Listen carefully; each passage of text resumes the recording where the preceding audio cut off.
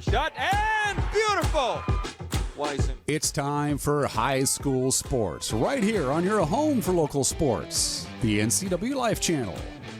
Today's broadcast is brought to you by Biosports Physical Therapy, Charter College, Confluence Health, Dick's Heating and Air Conditioning, Global Car Care, Harvest Valley Pest Control, Les Schwab, One Way Construction, Rivercom 911, Save Mart, and Sangster Motors. And now let's get ready for high school sports. It starts now on your local TV station, the NCWLIFE Channel. Shot into the bar. Go, go, go, go, go, go, go, go. And a pleasant good afternoon and welcome to Dan Whitefield along with Grant Olson. I'm Eric Granstrom here on the NCWLIFE Channel as we bring you baseball. Our second broadcast of the spring schedule has us here at Eastmont, where the Wildcats are playing host to the Moses Lake Chiefs. And I'm just happy to be outside, sunshine. It's spring has sprung. I'll tell you, I got the spring fever for sure. And being on a baseball field in the beautiful green grass, beautiful day, just makes you want to be at a baseball game. And we're lucky today, Eric. Yeah, absolutely. We've got a single game here between the Chiefs, which they'll be changing that here in the next year, as I understand. They can't go with that anymore. Wildcats will stay the same. One thing that I noticed right away looking at these rosters, even though it's early in the season, I see a bunch of athletes. I see some basketball players. I see some football players. I see athletes that are going to be part of both of these teams. And isn't that usually what we see? I mean, if they're good in football, good in basketball, maybe they're a wrestler or a baseball player. It's really not unusual, but we're going to know a lot of these players today. Well, and Eastmont looking for a little home magic here today at Dan White Field as they take on the Chiefs. We'll see if Darren Hoff, we can get him off of the gator and over here for a little pregame show as we continue here live on Facebook and a little delay here on the NCWLIFE Channel. It's Eastmont and Moses Lake coming up next on the NCWLIFE Channel.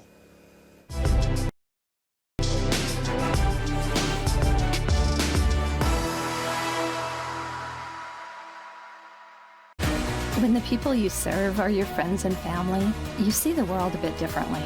You understand that your survival depends on the health and strength of your relationships. Your word is your reputation, and that doing the right thing is the only way of life that matters. At Confluence Health, we remain humble. Trust is a gift that is earned, a privilege, an honor.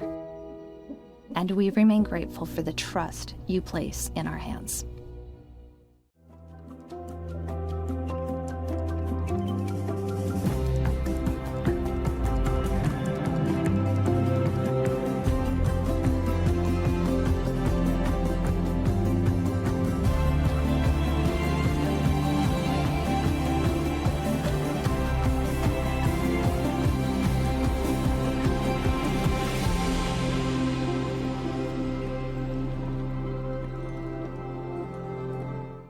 Hi folks, welcome to Save Mart. How can we help you today?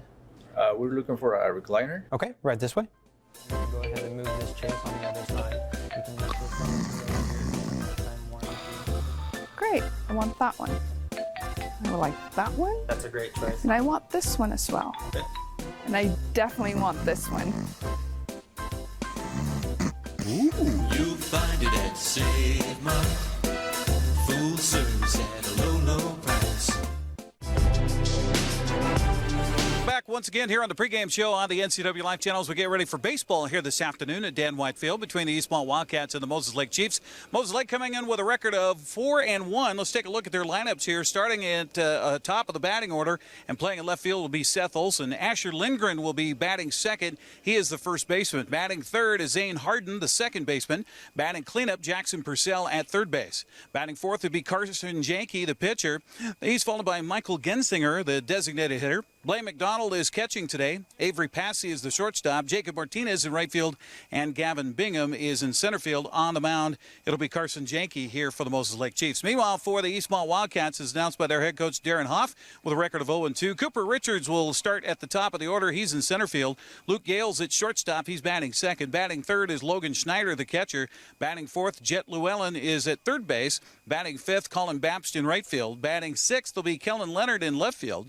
Sam Klinkenberg will bat seventh. He's at first base. Tyson Mouseth is the pitcher, and he will bat eighth. Batting ninth will be Carter Heimbigner, who is at second base. So that is your lineups, and we'll talk to Darren Hoff briefly before we get ready for baseball here this afternoon. It's Eastmont and it's Moses Lake coming up next on the NCWLIFE Channel.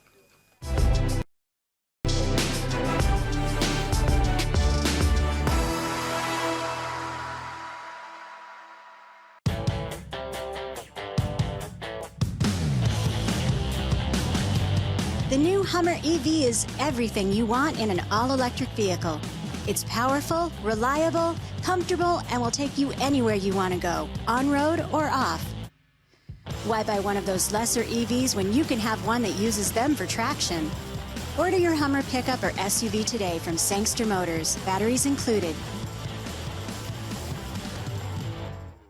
911, what is the address of your emergency? Yes, it's me. It's my husband. I think there's something the matter with him. It was a feeling that I'll never forget, like being able to meet them and know that he survived. Okay, tell me what's happening. Is he conscious? No, he's not. He's not. Okay, take a deep breath for me. I'm getting you help. Rivercom means to me that I still have my husband here with me. They're the ones that guided me through saving his life.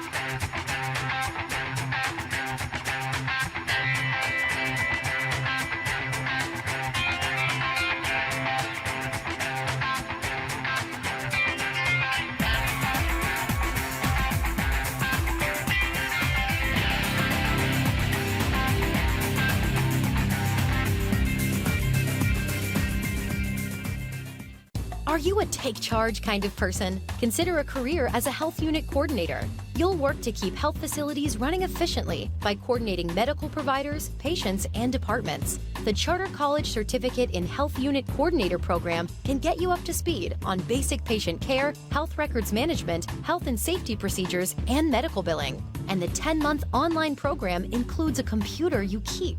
Get started at chartercollege.edu, where we work to get you to work. Hey everyone, Fletcher and Amy Ellington here from Live It Up.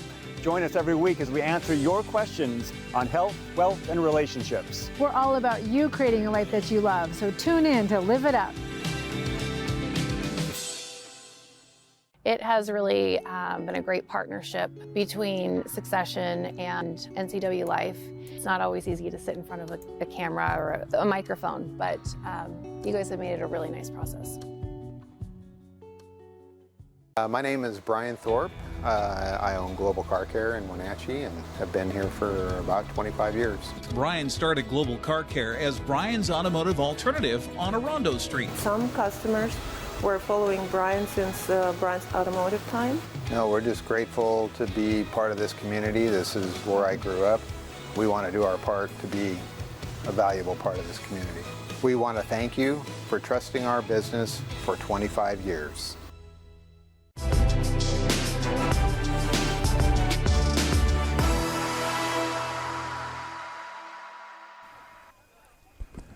And welcome back here on the pregame show on the NCWLIFE Channel. As you can see, we had Darren Hoff a little bit busy right now with our meeting of the managers at home plate. Coaches, I guess in high school, Grant, you call it coaches. That's right. Managers, That's right. Yeah.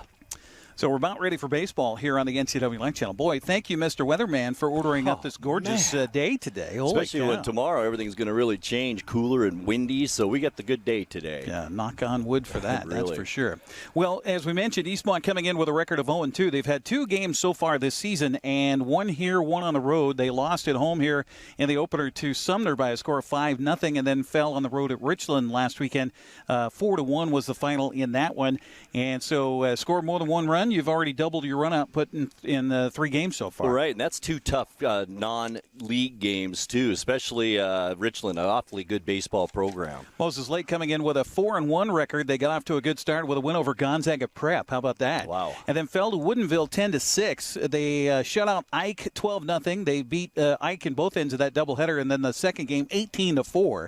So, yeah, some definite offensive power for the Chiefs here, and also beat Eisenhower 10-1. So they swept Ike in their opener of Big 9 play. And how nice is it to talk about Big 9 play, postseason? There's a state tournament this year. We got so nice. We're outside doing baseball, and everybody's happy. The Wildcats have the Columbia blue jerseys on with the white numbers trimmed in red and the red caps with the E on the front of the cap. As we get ready for baseball here this afternoon, our umpires are Jeff Levitt behind home plate and Eric Myrick, who is on the bases. appreciate those guys getting their afternoons free because, everybody works. Absolutely. So you got to have the right job in order to do this position. Well, and you're good buddies with Steve Sandman, who was a baseball umpire forever. Forever. I don't know if he's doing it again this year. I think he kind of hung it up a couple of years ago. Yeah, well, I think he did it for almost 30 years. Yeah, and that's incredible. And, of course, we talked about Jerry Anderson in football, who officiated for 40 years, for goodness sakes. That is dedication to the cause, that's for sure. Boy, I guess. On the mound, getting his warm-up tosses in for Eastmont is Tyson Mouseth. Again, Logan Schneider behind the plate. And good to see these multi-sport athletes playing multiple sports instead of just focusing on one.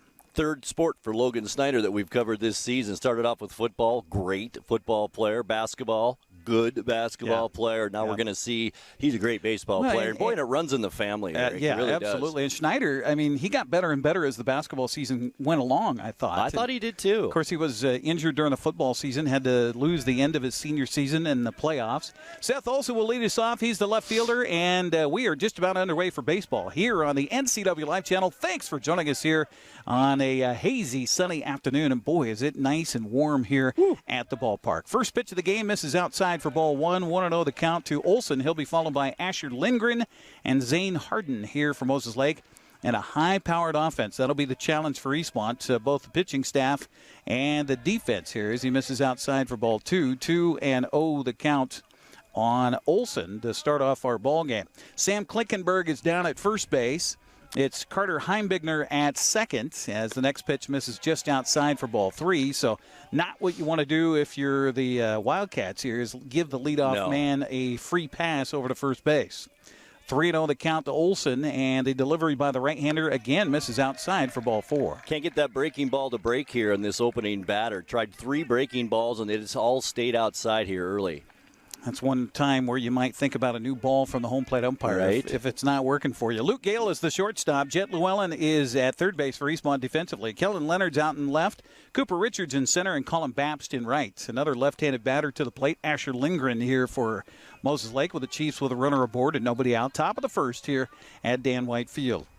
This pitch is a strike on the outside corner. You can see him nibbling out there. Absolutely. And this time Tyson's able to get a strike called. So 0-1 the count to Lindgren, our first strike of the ball game here for the Wildcats.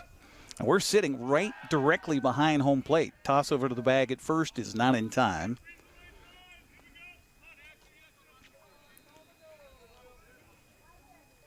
Working from the stretch is Mouseth with a runner over his shoulder at first base. This curveball catches just the outside portion of the plate for a strike. That was a nice pitch. He did get that one to break just on the outside corner. Nice pitch.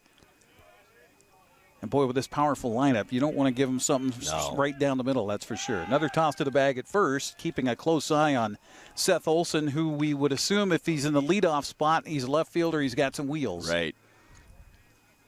I think Seth Olson, I remember him on the football team, don't you? Yeah, I do. And he had a sister that played basketball. That's right. 0-2 count, and a swing and a fly ball hit to left field, and this is going to get out of play. And it'll be 0-2 still on Asher Lindgren. Our broadcast today brought to you in part by Biosports Physical Therapy. Find them online at biosports.net. Open Monday through Friday, 7 a.m. to 7 p.m. It's always kind of an interesting challenge here for a broadcast crew to come to do a game at Dan White Field, and even made more so by the fact that they had to tear down their press box and their grandstand or their bathrooms and everything else. This curveball misses outside. The runner from first goes. The throw is in time, but the tag is not. Not in time. Very nice throw by Schneider. One hopper to the shortstop and just a little bit too late. Tough. That was an off-speed pitch. Anytime that you throw off-speed and you got a runner going, that makes it all the more tough for the catcher to try to nab that guy out at second base. 1-2 the count now on Lindgren with a runner in scoring position. This ball bounces in. Nice stop by Schneider. Well, Eric, you mentioned the power on this Moses Lake team, and that's why we're seeing all these breaking balls, not so much fastballs here to these first batters because they are so dangerous. 2-2 the count on Lindgren. Luke Gale keeping the runner out at second base close, and the pitch to the plate by Mouseth is a strike three called on the outside corner. Boy, that was close, but gone looking for the first out of the ball game is Asher Lindgren. So one down for Moses Lake brings up second baseman Zane Harden. Another left-handed batter. Loaded with them here at the top of the order. And honestly, this is our first chance to see them, so you don't know if they're switch hitters or what the case may be. The pitch to the plate is a fastball low for ball 1. I played baseball. I would have loved to have been a switch hitter. How great is that? Did you try it ever, even in practice? Messing around, but I couldn't do it. I tried it off the machine, and that's one place where you think, okay, I got a chance here. Nope, not anywhere close. Would have been so great. The 1-0 pitch to Harden after a look out at second is swung on a fly ball over the second baseman's head, and this is going to score a run. The center fielder, Richards, comes up with the ball, and staying at first will be Zane Harden on an RBI single. And our first run of the ball game is by the visitors. Moses Lake up 1-0. Boy, and a fastball up, that usually means trouble, and that's what that pitch was. And I'll tell you what, Lindgren, or I should say Harden, was all over that pitch. Yeah, that did hang up there. It did. Almost eyeball high as he was able to lay stats over the second baseman, Carter Heimbigner. Hey, our first right-handed batter. It is. We've got a situation here with apparently some jewelry or... Exactly right. Yep. The umpire quick to see that. And, I can't help but think of major leaguers and all the jewelry they're wearing these days. I don't know how they let it go in Major League Baseball. And how many times you see guys slide into a base and then they're picking up all the fragments of what was hanging around their neck. So Jackson Purcell, who's a dangerous man at the plate, swings at the first pitch. It's a line drive, but right at center fielder Cooper Richards. He will come in a few steps for the line out for the second out. And, boy, that is a big out here for Tyson Mouseth. And with 2 down, that'll bring up Carson Janke. Yeah, if they can get out of here with only 1 run allowed in this top of the first, that's a win for Eastmont here. Absolutely. Janke steps in from the right side. He's also the starting pitcher today here for Moses Lake.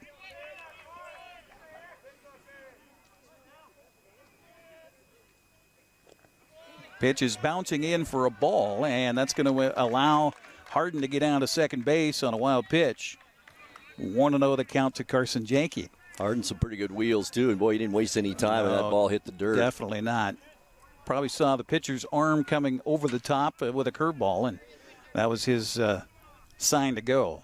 Pitch high and away for a ball. 2-0 the count to Janke. Good eye there. I didn't miss by much. Now that makes him, this out even more important with a runner in scoring position on second. Yeah, definitely so. Along with Grant Olson, Eric Granstrom here on the NCWLIFE Channel, we're right literally behind home plate. I love this seat. Oh, this is a great I'm spot. not complaining. I was thinking back to when I did Apple Sox games on KPQ back in the day, and we went up to a team that was in the Pacific International League at the time, Coquitlam, the Athletics. I literally did the games up there on a park bench that was cut in half and leaned up against the chain link behind home plate. So I'm familiar with this position. That's exactly where we are right now. Just feet away from the home plate. Don't they have a hockey team that plays Wild? Yeah, right. Yes, they do. The Express. Right. This pitch, boy, that looked good, but apparently a little low to the home plate umpire. It's a ball 3 here to Janke. I remember doing a game in Bremerton, too, where I was kind of out on a platform, kind of on the outskirts of the backstop. Yeah. Nice pitch right down the middle for a called strike, and the count now 3-1 on Janke. Getzinger hoping for a chance is on deck here for Moses Lake. Chiefs lead at 1-0. Just underway here at Dan White Field. The 3-1 pitch from Mouseth swung on and grounded to the third baseman. Scooping it up is Llewellyn. The throw to first base in time for the out. Nice job by Llewellyn. And boy, this grass in the infield sure is high.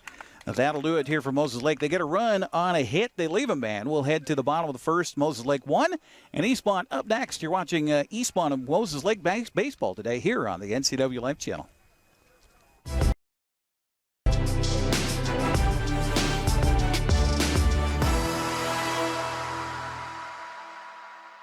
Hello, my name is Brian Brett, the Fire Chief for Chelan County Fire District 1, and I just wanted to talk about how amazing our Rivercom team is. They are intentional, purposeful, and skillful in everything they do, and they are the best at what they do. How they prepare, how they handle the caller, how they coordinate the emergency services, and how they push themselves to be the best.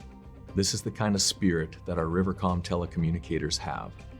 Our community needs you, we need you, We admire you. You're our lifeline. Are you dealing with a pest or weed issue and you just don't know what to do? We use the best pest control methods approved for areas with kids and pets. Whether it's rats, mice, ants, or spiders, or something else altogether, we provide the coaching and solutions you're looking for. And you can know that your dollars are supporting a local, family-owned and operated business. Allow us to help you get back to living healthy and pest-free. Harvest Valley Pest Control.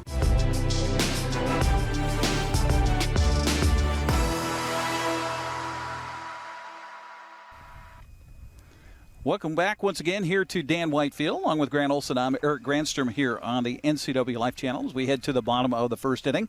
And Eastmont due up after giving up a run on the top of the first. It'll be Cooper Richards, Luke Gale, and Logan Schneider due up here for Eastmont in their part of the first. Appreciate you joining us on the NCWLIFE Channel. We'll have a right-hander on the mound getting the start here, Carson Janke for Moses Lake. And how important, Grant, is pitching in high school baseball? It is. I mean, even more important, I think, than any other level of baseball. It is. It really is. If you've got stuff at this age, you're going to be really successful. Well, and just be able to throw strikes and use your defense. It was the first pitch to Eastmont, and a swing and a foul at the plate off of the leg of Cooper Richards. Cooper, a center fielder for Eastmont, steps in the left-handed batter's box. Always love to have that left-hander start you off. Absolutely. We saw 3 in a row for Moses Lake, for goodness sakes. Here comes the 0-1 pitch on the way, and it's a swing and a miss. Nice pitch. Yeah, that just dropped out, didn't it?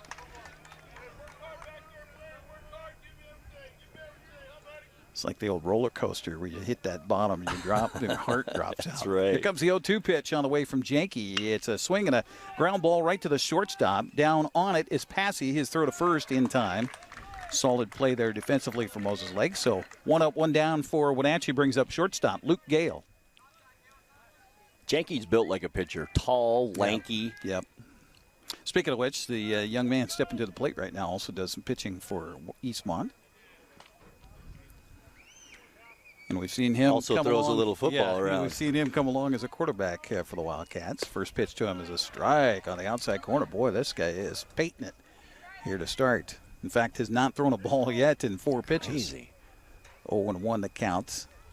And Janke ready. The right-hander's delivery swung on a miss. He pulled the string on that one. The count 0-2 quickly. Had Gale kind of backing out that time a little bit too. Yeah.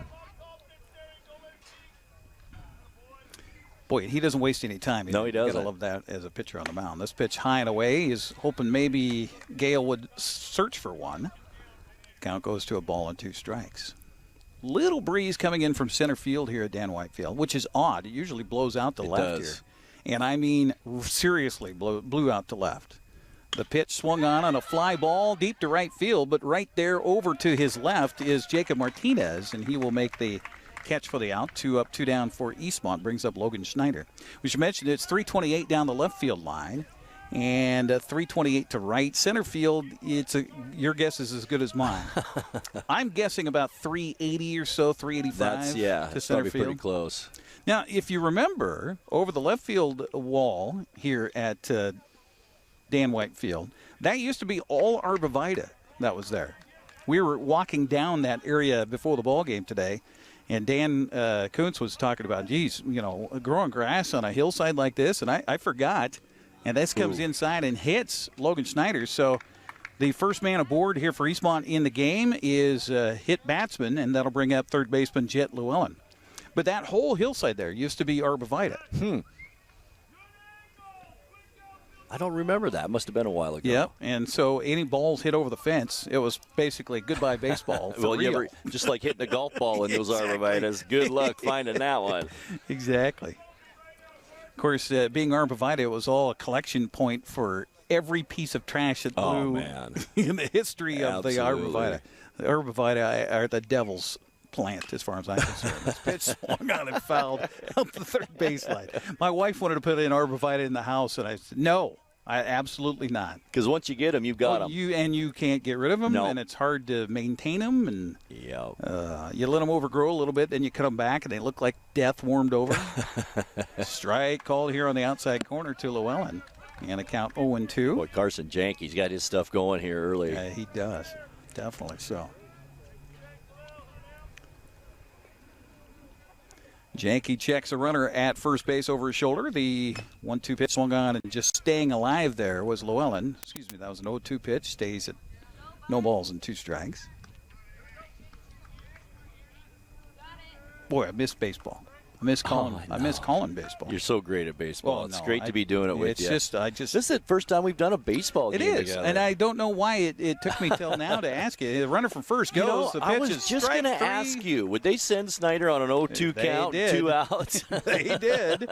He was fine, but the pitch was a strike 3 called, and that'll do it for Eastmont. They leave a man aboard here in the first. We'll head to the second. Moses Lake leading it 1-0. You're watching Big 9 Baseball on the NCWLIFE Channel.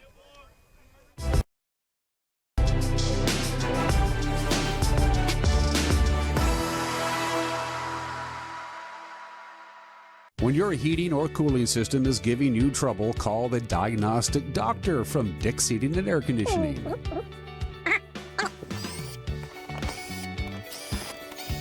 Here's the culprit right here. All joking aside, when you call Dick's, you're calling 35 years of experience at customer service right here in the Wenatchee Valley. Dick's strongly believes in repairing before replacing, and they service all major brands of HVAC units. You love to help others. You need a solid career. You can have it all with help from Charter College. Our 10-month medical assistant program prepares you to work in healthcare settings like physician offices, rehab centers, and clinics. You'll learn to take patient vitals, assist with exams, administer injections, and maintain medical records. When you're ready to launch a rewarding healthcare career, visit chartercollege.edu because we work to get you to work.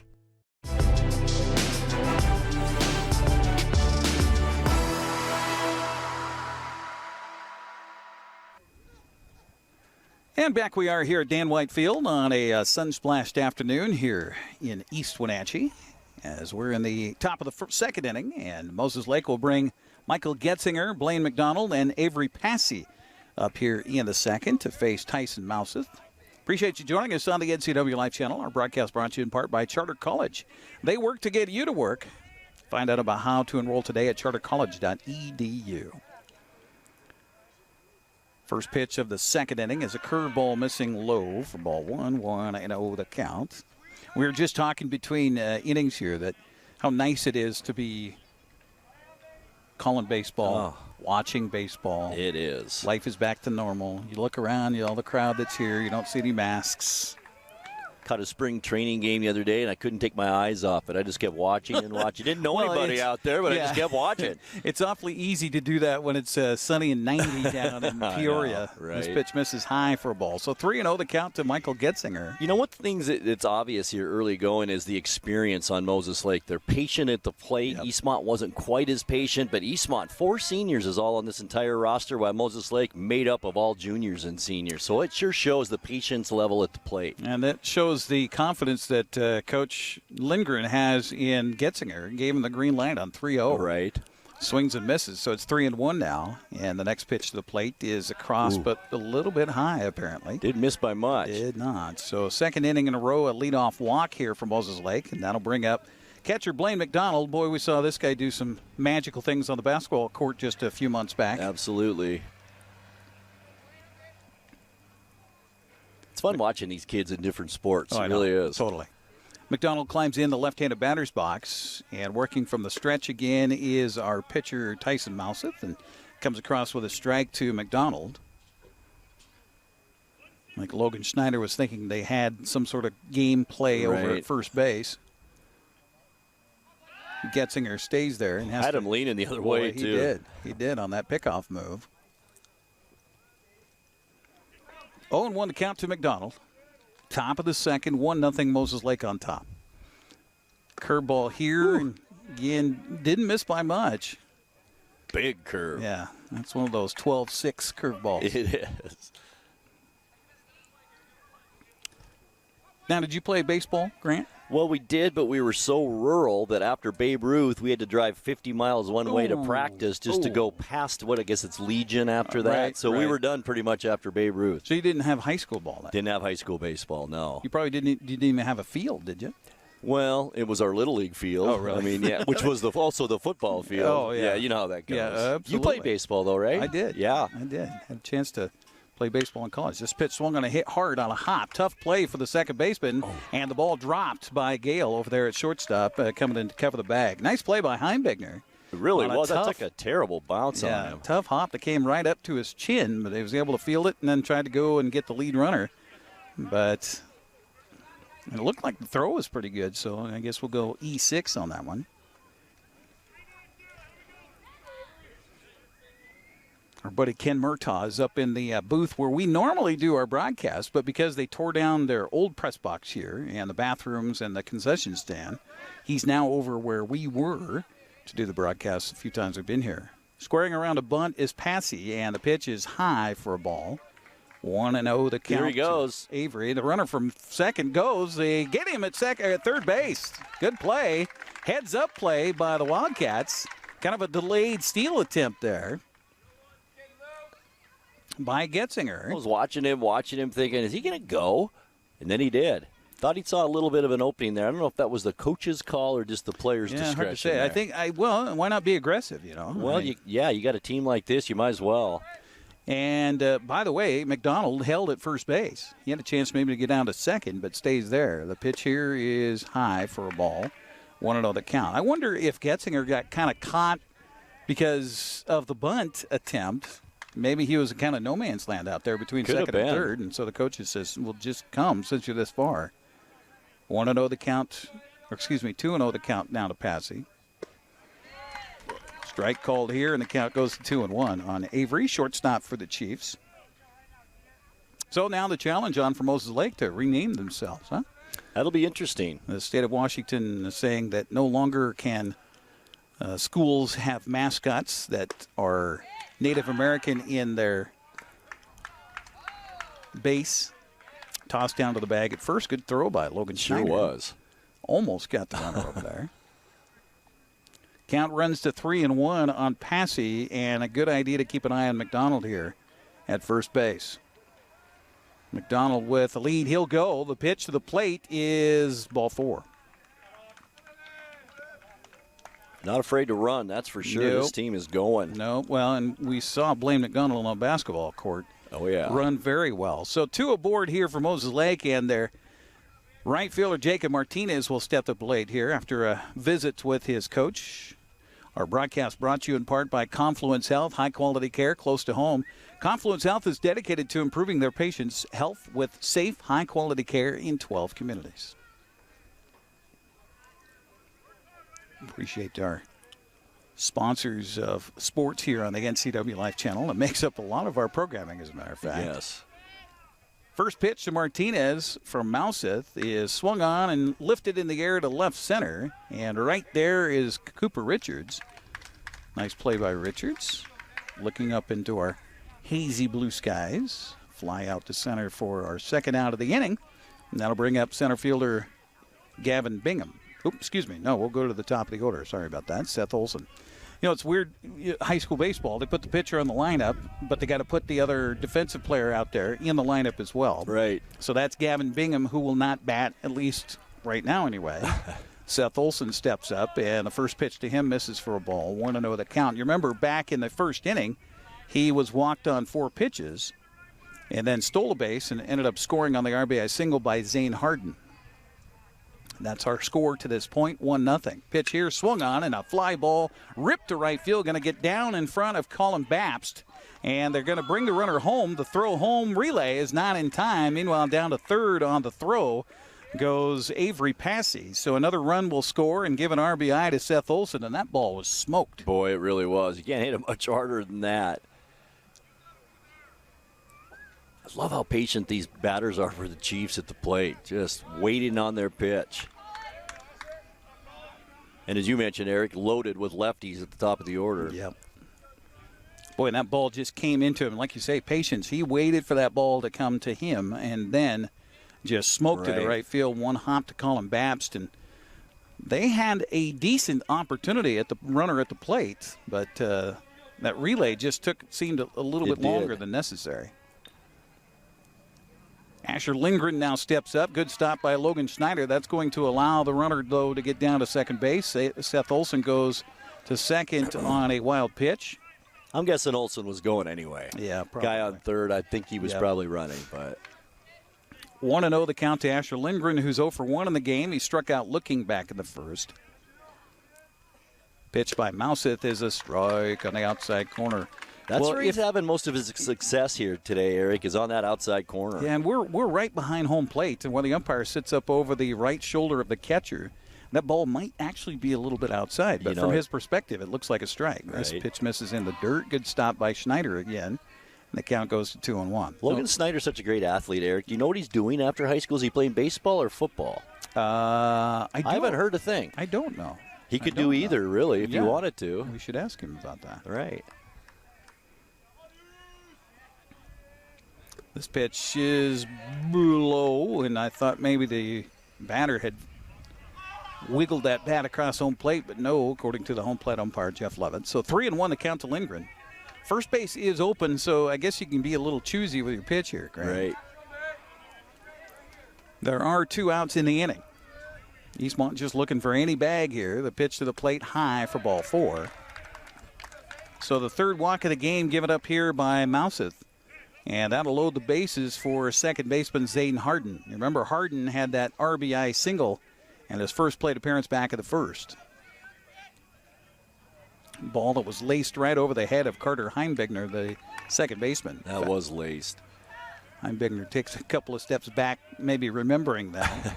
And the pitch to the plate is right down the middle for a strike at the count 0-1 on Zane Harden.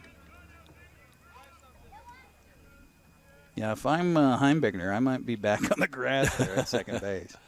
Left-handed stick at the plate. Here comes the 0-1 pitch. It's bouncing in for a ball. Everybody holds their place. Such a big out right here for the Wildcats. A hit here could blow this thing open. It could, definitely. And we've seen that before. We have. 1-1 the count to Harden. Base is jammed, no place to put him. And the pitch by Mouse is swung on and grounded through. It's going to get in for 1 run and maybe 2. It'll be 2 for sure. Here comes the throw home. It's cut off, and they still throw all the way home on the relay. And that was well behind the runner. 2-run score on the base hit by Harden. It's now 4-0. Well, he obviously likes to go with his side of the plate. Two hits to right field by the left-handed hitter. Nothing fancy, Eric. No. He's just going with what's given to him, and that's his natural spot, so he just put it there twice now. Darren Hoff coming out onto the field to talk it over with his defense here, as 3 runs are in here in the inning, and Moses Lake leading at 4-0 as we watch the conversation out there on the mound. Our broadcast today brought to you in part by Dick's Heating and Air Conditioning, providing heating and air conditioning service, installation, and repair since 1982, serving residential and commercial. They specialize in indoor air quality. You know, one thing I didn't think about with our broadcast location here in the sun is a little sunscreen today. Yeah, kind of, especially on the right side of my face. Yeah. We're going to have these round things around our ears. Our ears will be nice and white. So watch as we do the news tomorrow night. Yeah, make sure you tune in for that. We'll look like some sort of space alien raccoons. But could it get any better than this for baseball? I mean, this is perfect. I honestly, I've never done a game here at Eastmont where the wind wasn't blowing. It's dead calm right now. It is absolutely. This seems like we're at a spring training game. Yeah, it does. It does. Peoria's got nothing on us. No, they don't. Boy, how excited are you for the Mariners this year? Oh, I'm telling you. And I don't envy the job of service or the staff for Seattle on choosing who's going to stay up with the club in that 40-man roster. And what a problem to have. Oh, yeah. Yeah, it's an embarrassment of riches right now. Jackson Purcell steps up. Runners on the corners and 2 down. The pitch swung on and hit the air to left field. Circling around to his right, up with the sunglasses on, is Kellen Leonard. He will make the catch for the out, and that'll do it. But Moses Lake does get 3 runs in the inning, and they lead it 4-0 as we head to the bottom of the second. You're watching Big 9 Baseball on the NCWLIFE Channel.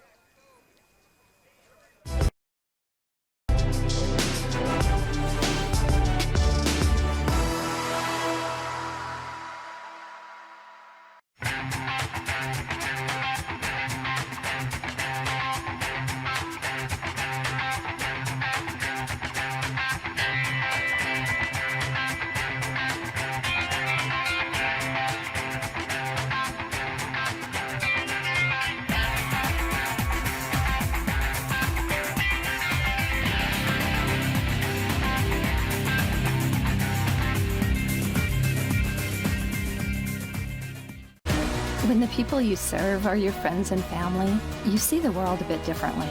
You understand that your survival depends on the health and strength of your relationships. Your word is your reputation, and that doing the right thing is the only way of life that matters. At Confluence Health, we remain humble. Trust is a gift that is earned, a privilege, an honor. And we remain grateful for the trust you place in our hands.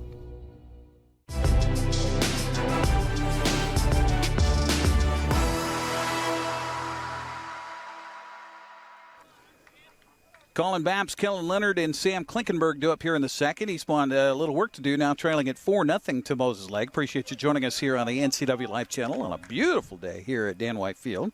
First pitch of the second inning for Eastmont is a swing and a miss on a hefty fastball by the man on the mound, Carson Janke. And, boy, he has been dealing so far. He really has. All strikes so far.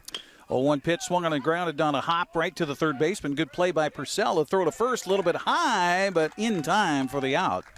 5-3 on the putouts. And, you know, you get off to a 4-1 start. There's a reason for it, not only offensively, but defensively as well. This is going to be a formidable team in the Big Nine. I'll tell you what, this season, they've got a lot of talent. Kellen Leonard will see what he could do here in the second. Eastmont yet to get a hit off of Carson Janke. They had one base runner. That was on a hit batsman in the first. This pitch swung on a popped-up foul and out of play. It's going to head towards our dry canal that's over to our right. Got to be filling those pretty soon, aren't they? I would think so. I checked my irrigation today. Not on yet. Yeah, well, I got to close my main valve. I got the main for our whole stretch of houses at my place. I don't want that kind of responsibility. 0-2 the count on Leonard as he takes that pitch for a strike. Yeah, I had that last year where they turned it on before I was ready, and I still had the valve open, still had everything open, and flooded the neighbor's place. This pitch swung on and hit hard, but foul down the left field line. It'll take a couple of hops and hit the fence down there, and the count remains at 0-2 on Kellen.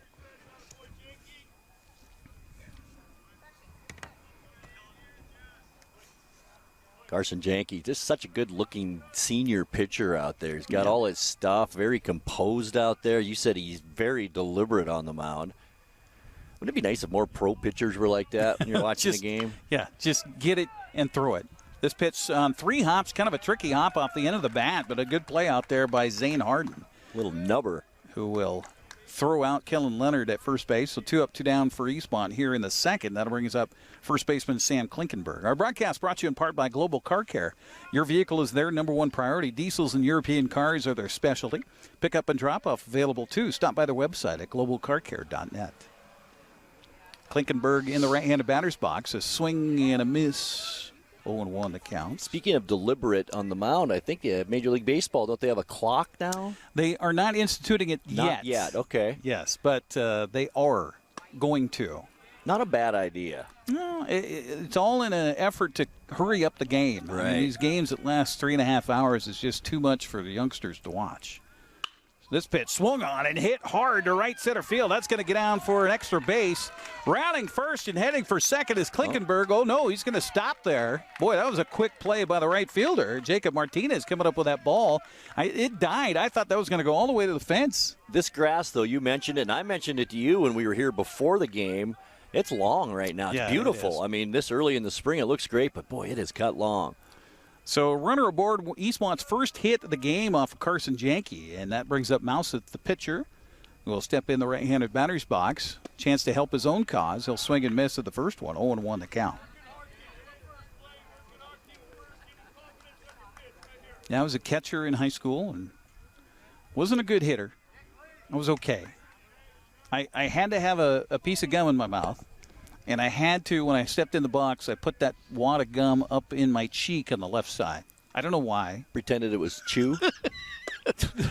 Yeah. Well, my dad was a logger, after all. Well, that's true. I was a pitcher. Were you? Yeah, but I wasn't pitching. I played second. Okay. Yeah. Nice pitch right down the middle for a called strike, and the count 1-2 on Mouseth. I would have guessed you were a catcher, Eric. Yeah. You got to have big legs to be a catcher. Most catchers do. Yeah, I had a chance to play the next level in college. Swing and a miss here, and that'll do it for Eastmont. They get a man aboard on a base hit. Nice hit by Klinkenberg, but he's left stranded. We'll head to the third inning of play with Moses Lake on top of Eastmont 4-0. You're watching Big 9 Baseball on the NCWLIFE Channel.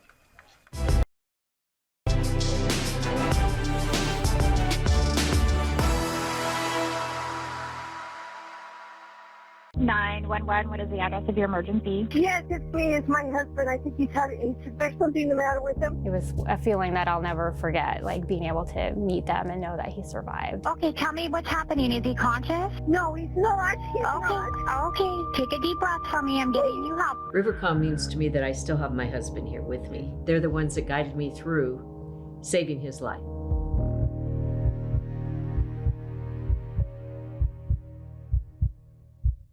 Hi folks, welcome to Save Mart. How can we help you today? We're looking for a recliner. Okay, right this way. Go ahead and move this chase on the other side. We can just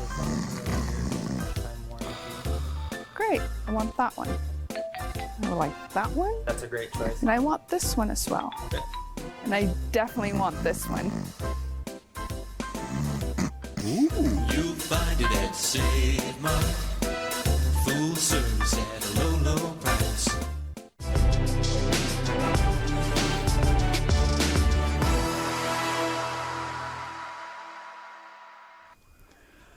We head to the top of the third inning here at Dan White Field. Carson Janke, Michael Getzinger, and Blaine Mcdonald do it for Moses Lake as the Chiefs lead it by a score of 4-0. Appreciate you joining us here on the NCWLIFE Channel. Along with Grant Olson, I'm Eric Granstrom as we head to the second go-around at the plate for Carson Janke, who grounded out to end the first, so he's 0 for 1. Pitch to him is a curveball. This one's in there for a strike, and it's been kind of a hunt and peck method for Tyson Mouses so far in the ballgame, but a nice curveball there, Grant. That might be his best one he's thrown yet in this game. 0-1 pitch on the way to his counterpart. A swing and a miss, and the count 0-2. So maybe an adjustment in between innings for our starting pitcher for Eastmont today. Moses Lake 4 runs on 3 hits, no runs, 1 hit, 10 in air for Eastmont. Pitch to the plate. Ooh, look out. Came right at his noggin. The count goes to a ball and 2 strikes. What's interesting to see, you and I, of course, are elder statesmen around here anymore. This pitch bounces in for a ball, 2-2 the count, but the amount of catchers in Major League Baseball that have gone on to become managers. Scott Service is one of those. That's true. That's true. I mean, you look around baseball, there's a lot of former catchers that are now managers. This pitch swung on a grounded toward the third baseman. Tricky hop. Llewellyn's there. The throw to first and dug out nicely and nice in play. Time for the out. Nice job by Klinkenberg at first base. Sure was. On the snag over there. 1 down here in the third brings up DH Michael Getzinger. A lot of catcher managers because they're managing a game basically out here, so it kind of makes sense that they would go on and become managers. One that stands out for me, of course, Mike Scioscia for the Dodgers, being a great manager. Right.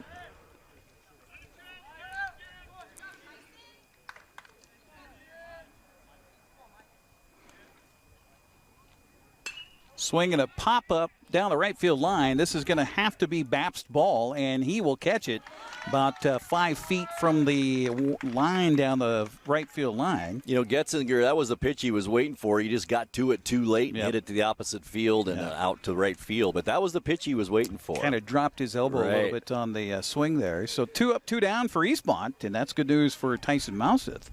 That'll bring up catcher Blaine Mcdonald. He got aboard on an error. Swing and a miss here, a nice curveball. 0-1 the count. That's Mouseth's pitch. Absolutely, that curveball. Well, it looks like he maybe have adjusted his feet a little bit on the rubber, too. This pitch comes all the way back to us. Behind home plate, 1-1 the count on Blaine Mcdonald. Remember, he got on that error on the shortstop, Luke Gale, on a ball that went right to Carter Heimbigner and made a nice play on the bounding ball.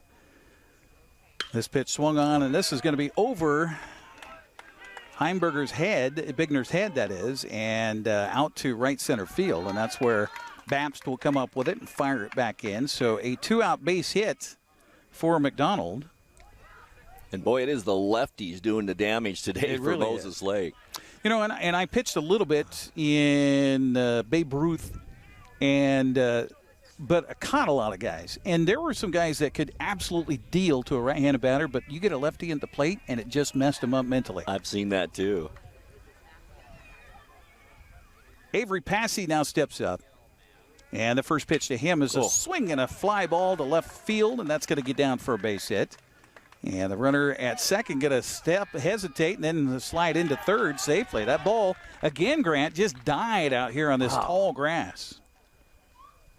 That was a great example of it there, just as you said, dying. Yeah, Kellen Leonard was coming in nicely on the ball, and once it hit that grass, it just went blue. So runners at the corners now with 2 down.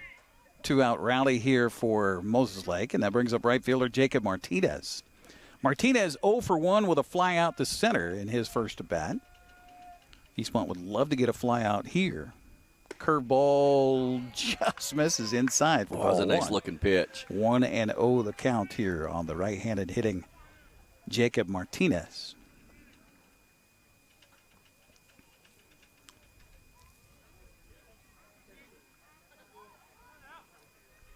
Pitch swung on, popped up. This one's going to get out of play here. Just behind the dugout to our right. And the count evens to Martinez at 1 ball and 1 strike. Well, Eastmont, after today, will head to Moses Lake for a doubleheader this weekend. On Friday, I should say. I like how they do that, to where they get the series out of the way for the season in 1 week. They'll play a single game on Tuesday. The runner from first goes. Pitcher wheels and fires. Now the runner from third is taking a hesitant look at coming home. And now we got a rundown, and a throw to third base is in time for the out. Good job by Gale there to toss it to the bag to Llewellyn, and they get the runner at third. So caught stealing is Blaine Mcdonald, and that will go 1-6-5 on the putout. And so Moses Lake will be held scoreless for the first time here this afternoon, and Eastmont can breathe a sigh of relief on that one. We will head to the bottom of the third. It is Moses Lake leading at 4-0. You're watching Big 9 Baseball on the NCWLIFE Channel.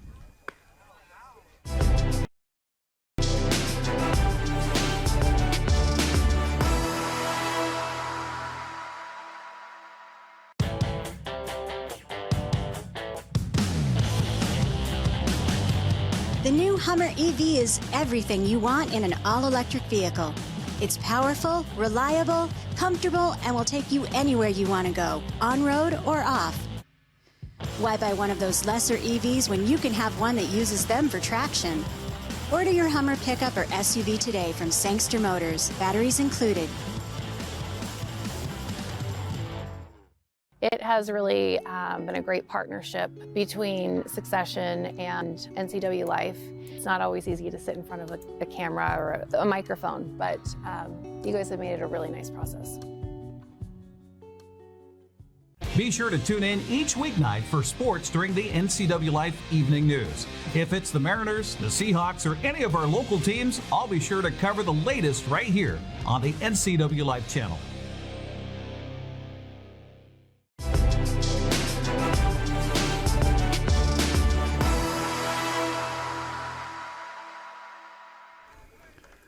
Well, we're quickly 0-2 on Carter Heimbigner, who swung and fouled the first pitch back, takes the second pitch for a strike. Carson Janke ready with the third pitch, and it's on the way, bouncing in for a ball.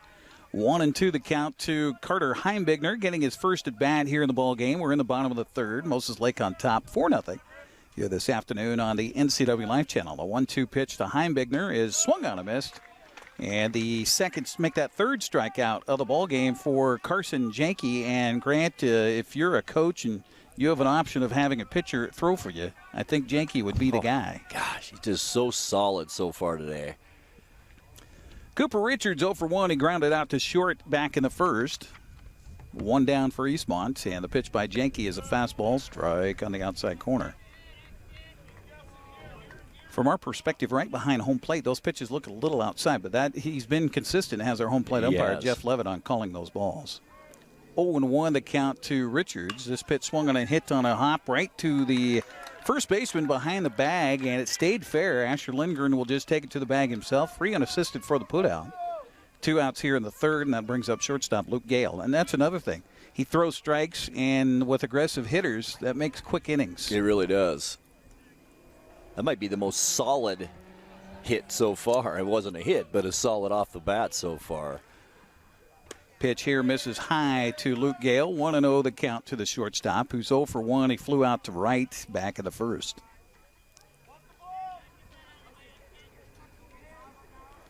Janke ready, and the 1-0 pitch is inside with a fastball for ball 2.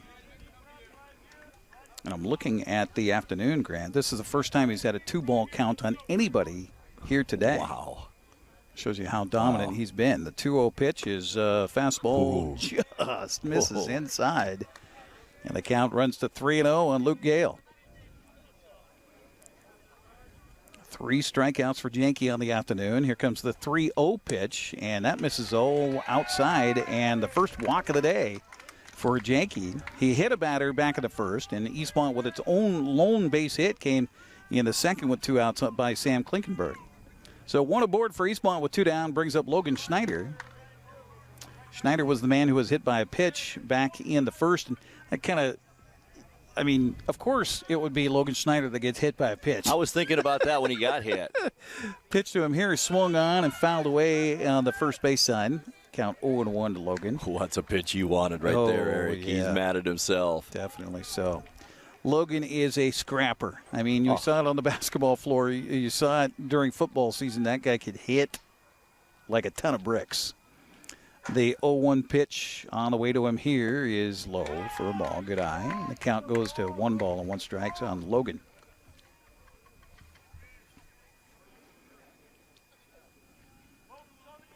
Boy, there's just something about the sunshine, the blue skies, the green grass. You can smell the grass. It's perfect. This pitch swung on a chop slowly. This might be an opportunity for Schneider. The third baseman fields and throws, and it is in time. Oh, my. That was close. Close play at the bag at first, but a good job by Jackson Purcell to come up on that slow bounder.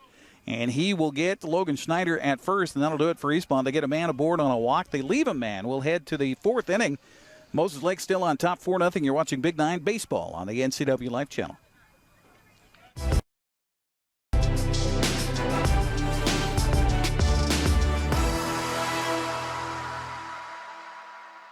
NCWLIFE really does a great job of exposing our brand.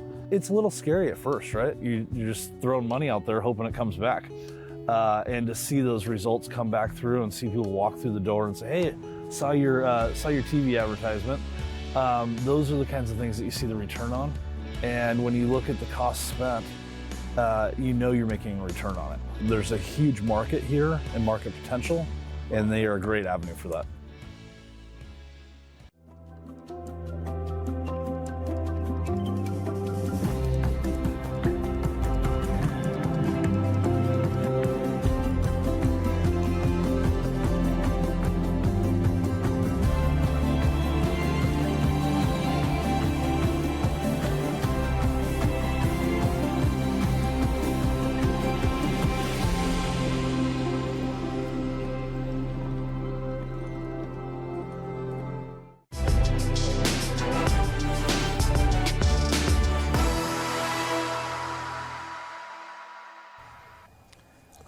To the 4th inning we go. Jacob Martinez,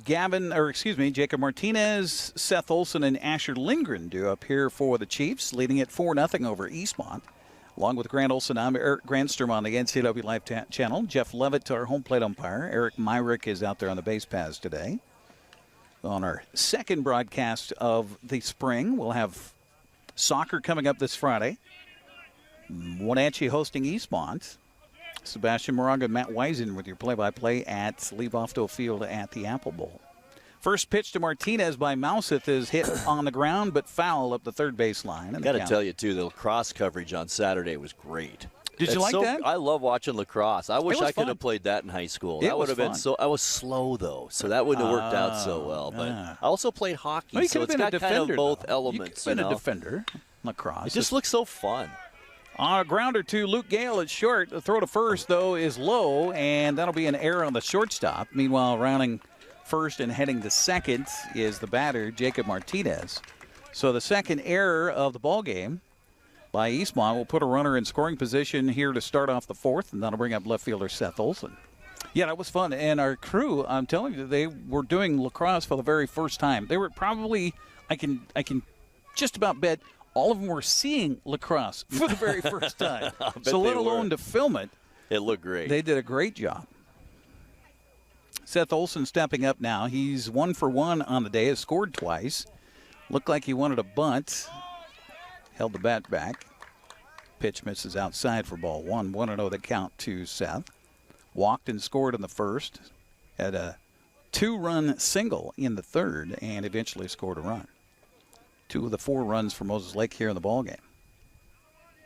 Mouseth ready, and the next pitch is a bunt attempt, but it's fouled on the third base side towards the dugout, and the count evens to Olson at 1-1 strike.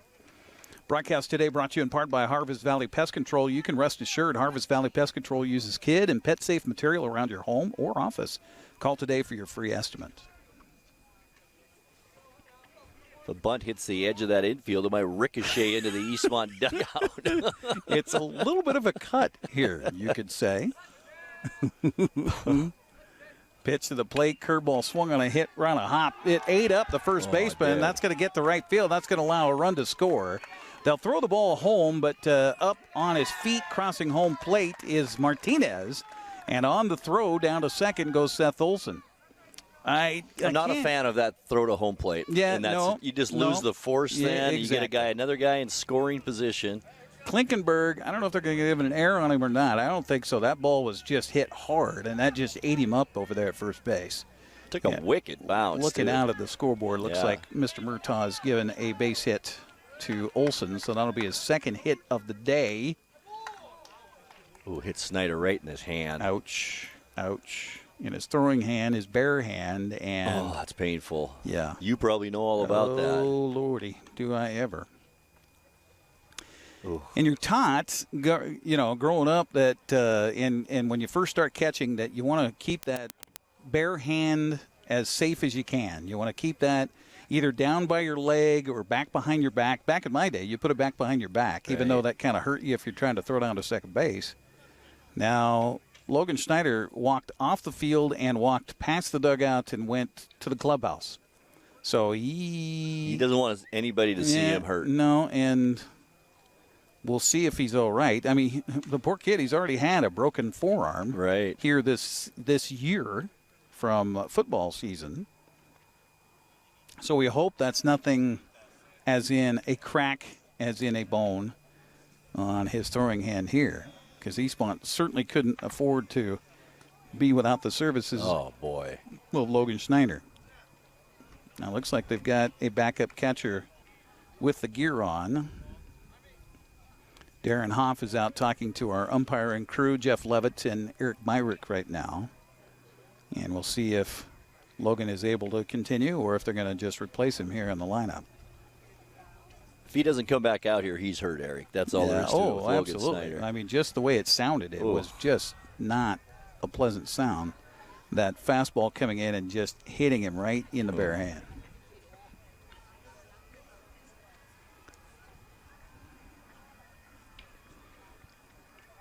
And I didn't see, was that a foul tip that got him? It was. Okay. All right. 0-1 the count to Asher Lindgren here as Eastmont brings in I'm not sure. Catcher. I was looking at 22 is Nate Whitehall. Nate Whitehall, okay. Yeah.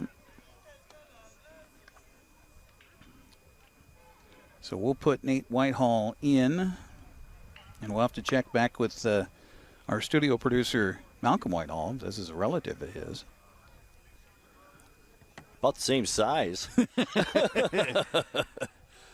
So now, we're just right now hoping that Logan Schneider's okay. I haven't seen him emerge from the clubhouse or anything. I know there was some personnel that went over there to check on him. And hopefully they've got at least some ice here at the ballpark to be able to ice that hand down, because it looked like it got him right on the back part of your hand. And if you've ever just been walking through the house and hit your back of your hand on a doorknob or something like that, you know how bad that hurts. It does. So 0-1 to count to Lindgren here, and a pitch swung on and grounded to the right side of the infield. First baseman over. He will try to get to the bag, but he won't be able to get there. On a scrambling play, the pitcher was covering Mouse. You got to throw that ball to the pitcher. Yeah, you have to.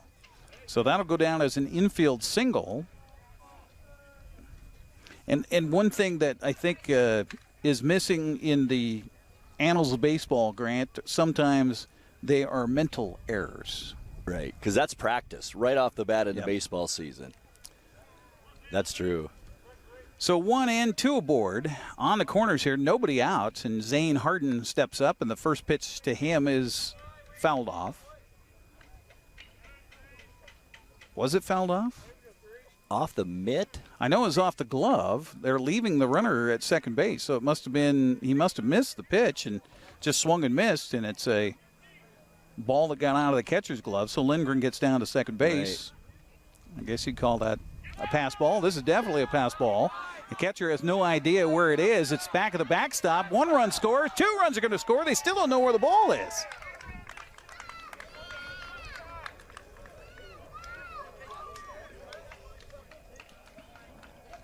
So 2-run score on the pass ball. And, again, you talk about practice, and you've got a brand-new catcher in there. Who's a freshman, Eric. Who's a freshman. Right. And then you also need to help him out defensively. Yeah. Somebody's got to talk to the catcher because you get that headset on, the mask on. You can't see.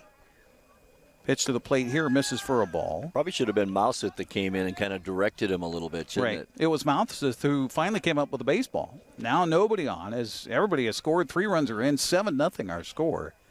And a 2-1 count to Harden. This pitch misses, that was 3 and ball 4.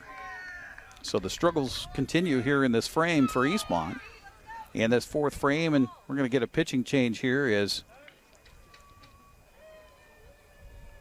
Darren Hoff will come out and make a change. So while the change is made, we'll take a 60-second break on our broadcast. 7-0 here in the 4th. Moses Lake still batting. We'll come back after this here on the NCWLIFE Channel.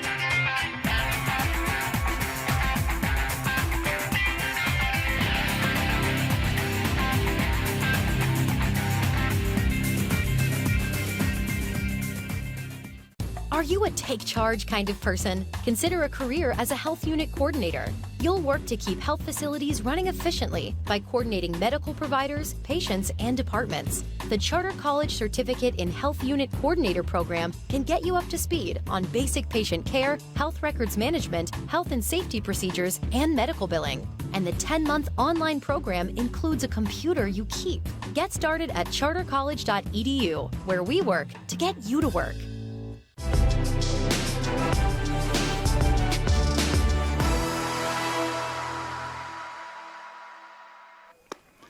Well, basically just a rotation here of the infield as the shortstop, Luke Gale, will come in and pitch. Tyson Mouseth, the pitcher, will head to first base. And then first baseman Sam Klinkenberg will head to shortstop. So kind of a little counterclockwise rotation here in the infield. Still nobody out for Moses Lake here in the 4th as they've got a runner aboard. 3 runs are in as we will see Jackson Purcell now take over at the plate. He's 0 for 2 in the game with a line out to center and a fly out to right. First pitch by Gale, swung on a rip on a line drive, knocked down by the third baseman. He'll throw to second.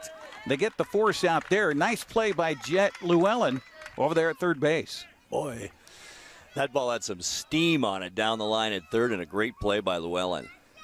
So just knock that down. That's what you need to do. Yep, absolutely. That'll go down as a fielder's choice.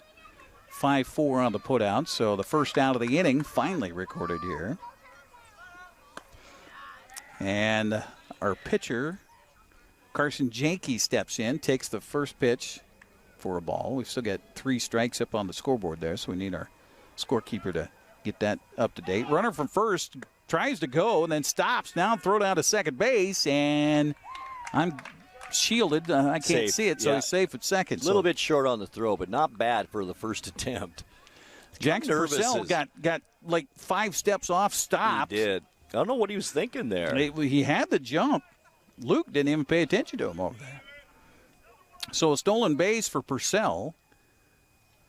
And the pitch here is low and outside. Nice stop by Whitehall. And the count goes to 3-0 now on Carson Janke.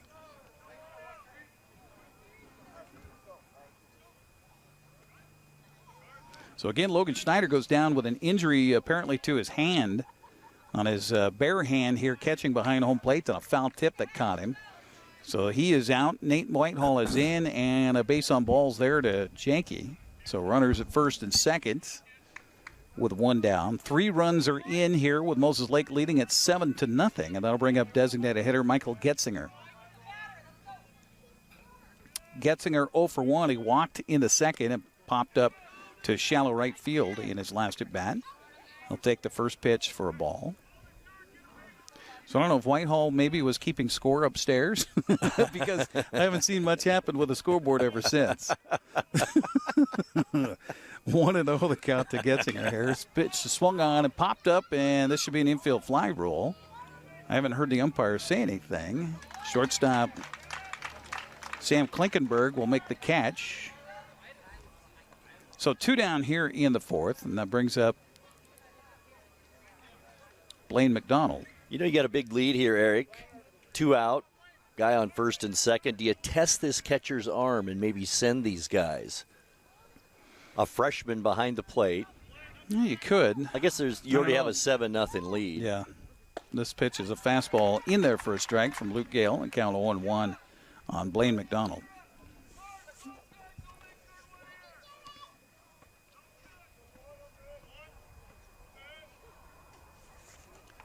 The 0-1 pitch by Gale after a check of the runner at second is low and outside for a ball. Evens the count to McDonald at 1-1. McDonald is 1 for 2 in the game. He got aboard on an error and scored in the second and had an base hit in the third. Eventually caught stealing. A swing and a miss here on a hefty cut. And they count 1-2 on McDonald. And see a momentum shift on the mound here for Eastmont. Gale, great throwing motion. He's a quarterback, Eric. Yep. The 1-2 pitch on the way to the plate is high and outside. The throw down to third base. There's your what a snag down there at third by Llewellyn. Saved a run. That ball was headed for left field and somehow got that glove up, shoulder high, and was able to make that stop on a throw down by Whitehall. The count even now to McDonald at 2-2. Runners now at second and third. This pitch swung on and hit in the air to right center field, but in on it is Cooper Richards. And mercifully, the final out recorded here in the 4th inning. But Moses Lake does add 3 more. They lead at 7-0. You're watching Big 9 Baseball on the NCWLIFE Channel.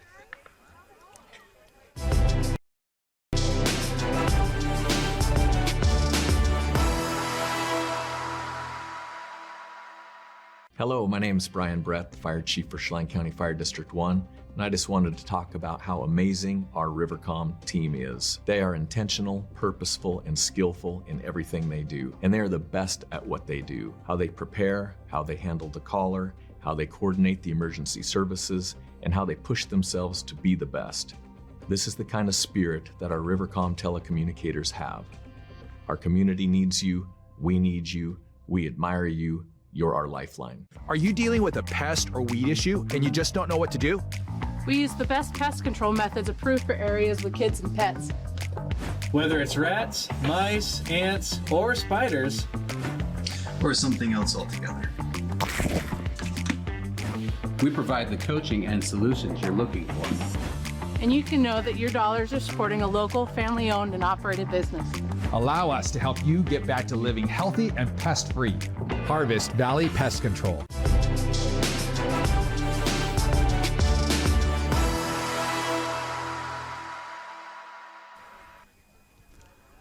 Well, we head to the bottom of the 4th inning, and Eastmont trailing Moses Lake now by a score of 7-0. And we've got a new pitcher on the mound here for Moses Lake. I'm going to have to pull up my lineup from them. It says number 4, Grant. You help me with Drew Greninger? Drew Greninger, okay. So Drew Greninger will take over for Carson Janke, who was masterful through 3 innings. Allowed just the 1 hit, no runs. He walked 1 and struck out 3. Not a bad line for Carson Janke. No, he's today. a good pitcher for sure. So Drew Granstrom takes over, and he will face Jet Llewellyn, Colin Babst, and Kellen Leonard here due up in the 4th for the Wildcats. Llewellyn starts it off. He struck out looking back in the 1st, and he'll take the first pitch for a strike and a count 0-1 on Llewellyn. 7 runs, 9 hits for Moses Lake. No runs, 1 hit, 2 errors for Eastmont here this afternoon. The 0-1 pitch on the way to the plate. Swung on and hit slowly on the third base side. Pitcher off the mound will field and throw. Whoa. It's high and sails clear out of play. And that will allow, or does it go out of play? Looks like it maybe hit the fence over there, but that will allow Jet Llewellyn to head down to second base on the errant throw. Greninger airmailed that one to first base. Boy, he did. That's a tough play. The third baseman, Jackson Purcell, was playing back, and that ball, as we talked about, this grass is so tall, just died. Kind of worked almost as a swinging bunt. Right. So a runner in scoring position for the first time for Eastmont here today. And that brings up Colin Babst, and he'll take the first pitch for a strike. 0-1 the count to Colin. He's 0 for 1. Grounded out to third in the second. Jet Llewellyn out there at second base for Eastmont. Pitch here swung on and hit in the air, and it's going to be caught. No, dropped by the shortstop, or it at least got past him. I thought maybe it got into the webbing of his glove, but then I saw the ball squirt free out there on the grass in left field. That thing was really dying on him, so I think he just kind of misjudged that. It should have been an easy play, but just was dying on him. Llewellyn, meanwhile, had to hold up out at second base because the play was in front of him in case it was caught. So we'll give a base hit to Babs. That'll be the second hit of the game for Eastmont, and that'll bring up Kellen Leonard. A little rally time possibly for Eastmont against a new pitcher in Drew Greninger. 2 on, nobody outs, and Leonard in the right-handed batter's box. Fastball misses away. Boy, he had a nifty speed on that particular pitch. Greninger doesn't quite have the stuff, though, that Janke did, does he? No, Janke just had pinpoint positions on his pitches. This pitch nailed to center field. That's going to drop down for a base hit. Center fielder comes up with the ball. They're going to hold the runner at third. Llewellyn has to dive back to the bag. But the Wildcats back-to-back base hits here, and that was a sharply struck hit by Kellen Leonard to center field. Bases are jammed of Wildcats for first baseman Sam Klickenberg. Boy, what an opportunity for Eastmont right here. And we're going to get the coach for the Chiefs to come out. Donnie Lindgren wants to talk to his pitcher out on the mound. And that's what you don't want to see. You get a 7-0 lead and you change pitchers, and suddenly Eastmont has a chance to make a big dent in that. Then if you're Lindgren, you're saying, why did I do that? Well, but you also need to remember that in high school baseball, you can only pitch so many innings a week, and so you got a doubleheader with Eastmont coming up on Friday. Maybe you want Janke to be available for one, if not both of those doubleheaders. That is the point for sure. Klickenberg, you remember, has Eastmont's first hit of the game, and that was a base hit to right center field in his first plate appearance back in the second. So he steps up here with the bases jammed of Cats. And the first pitch to him is a fastball strike in the outside corner, 0-1 to count. And how do you hold up on that? Oh, it looked good, didn't it? It did. Oh, man. With a big gap between first and second, too. Pitch here swung on and missed, and he was thinking probably exactly what you and I were talking about, that maybe I should have swung at that first pitch. So I'm going to swing at the second exactly. one. 0-2 suddenly to Klickenberg. Nobody out, bases loaded here in the bottom of the 4th inning. Swing and a miss. Gone on 3 pitches to Sam Klingenberg. And that's the first out for Eastmont. That'll bring up Tyson Mouseth. Tyson is now the first baseman for the Wildcats after pitching the first 3+ innings. This pitch bounces in. Nice stop by the catcher, Blaine McDonald. 1-0 the count to Mouseth. Our broadcast today brought to you in part by Les Schwab. They take your safety seriously every time you stop by at Les Schwab. 1-0 the count here to Mouseth, and a pitch to him, swung on and grounded towards the shortstop. Double play chance. They'll flip to second for one. The relay to first is in time, and that'll do it. And that'll keep Eastmont off the board. A nice job of the double play. 6-4-3, pitcher's best friend, and we'll head to the fifth inning of play. Moses Lake still on top, 7-0. You're watching Big Nine Baseball on the NCWLIFE Channel.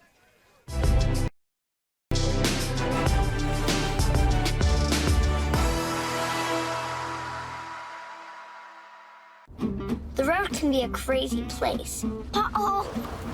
That's why Les Schwab Tires fixes brakes, steering, and more. And those guys don't. Keep driving. I'm just glad Les Schwab puts my safety first, so I can backseat drive with confidence. At the Les Schwab Spring Tire Sale, save up to $150 when you buy select tires with financing. Les Schwab Tires, celebrating 70 years of doing the right thing. Hey everyone, Fletcher and Amy Ellingson here from Live It Up. Join us every week as we answer your questions on health, wealth, and relationships. We're all about you creating a life that you love, so tune in to Live It Up. News, weather, and sports. It's all here weekdays at 5, 6, and 10 on your local news source, the NCWLIFE Channel.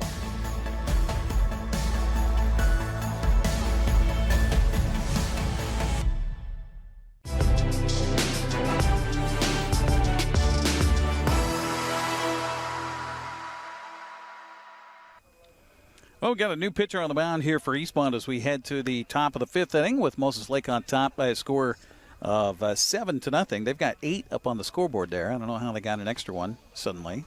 Let's see. I only had 3 runs in that fourth inning on my score sheet. That's what I thought it was, 3 also. I don't know why they've got 8 up there. It should be 7-0, so apologies if that also is reflected on our score on the bottom of the screen, which I'm pretty sure it is.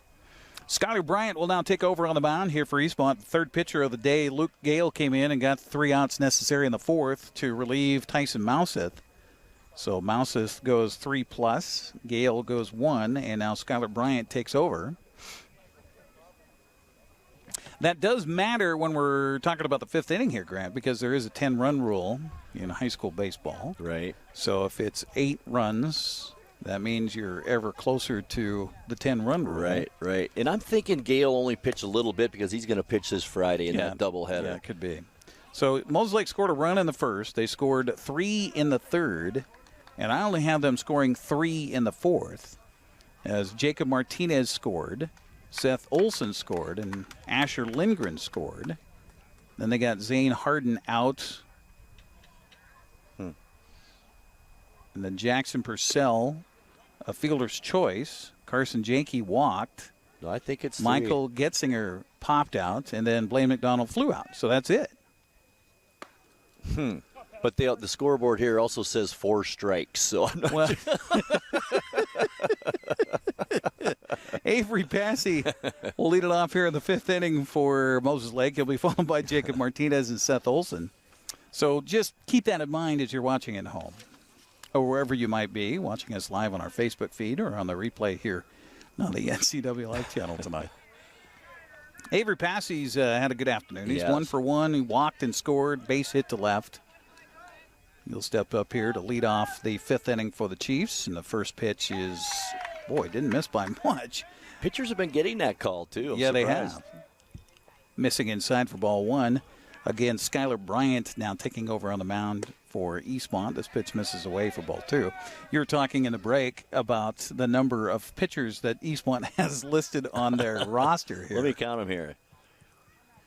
And that shows you the youth movement happening at Eastmont. 11 pitchers. They're trying to find somebody, obviously. Exactly. Where Moses Lake has 5. Well, and that could be one of those things, too. I think this is Darren Hoff's, second year back at Eastmont after coaching Wenatchee Valley for a number of years. And that could be one of those where, you come up as the new coach and you say, okay, I need to know how many pitchers I have. Right. And they all raise their hands. This pitch is swung on and hit in the gap between third and short. And Avery Passy aboard on a base hit to lead off the fifth inning. But you can see a different experience out here on this field sure. today. Moses Lake, Absolutely. calm, cool, confident out here in every position, and Eastmont trying to find their way. Yep, absolutely. Jacob Martinez will step up now. And again, we got a backup catcher here working for Eastmont.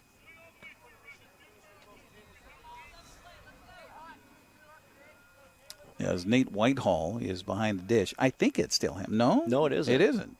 We got No. a different catcher. It's 13 now. Llewellyn. This pitch swung on and hit in the air to shallow right field. Long run for the right fielder, but a good job by Colin Baps to chase that one down. So 1 out here in the 5th inning. They did move bodies around, by the way, with Luke Gale on the mound at last check. He's back at shortstop. Maybe that's part of the movement here of bodies around the infield defensively. As Jet Llewellyn has moved from third. There we go. So Jet Llewellyn is now catching with the injury to Schneider. And then they took Mouseth and moved him from first over to third base. You get all that? Got it. Got it. Pitch swung on and popped up out of play on the third base side. So the count to Olson is 0-4 according to the scoreboard. It's 1-1 actually. Olson has scored twice. He's got a couple of RBIs, a couple of base hits. Actually scored 3 times here in the day. Pitch here swung on and lifted in the air to left field, and that should be an easy play for Kellen Leonard out there.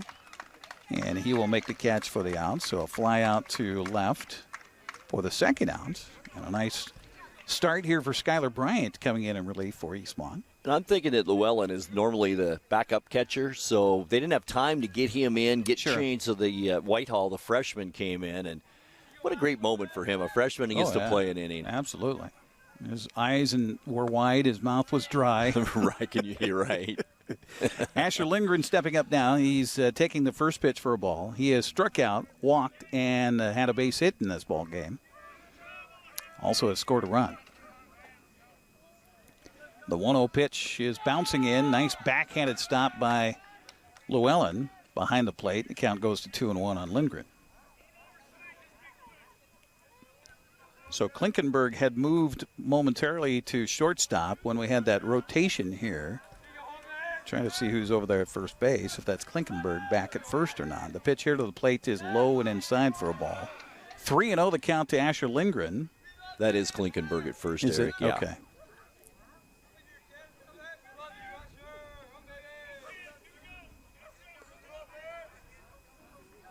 Almost. Yeah, okay. Yeah, you're right. This pitch is outside for ball 4. Nibbled at the outside corner there, but the home plate umpire says, nope, not close enough. So runners at first and second now for Moses Lake.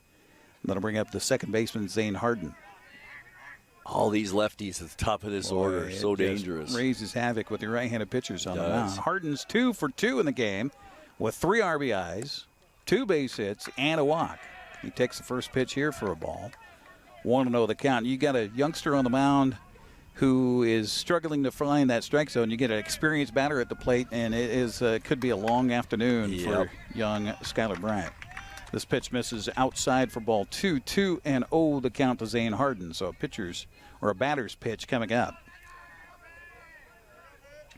Passey's out there at second. Lindgren at first. This pitch misses high for ball 3. 3-0. And after getting a couple of fly ball outs, Bryant is nibbling on a bases loaded situation.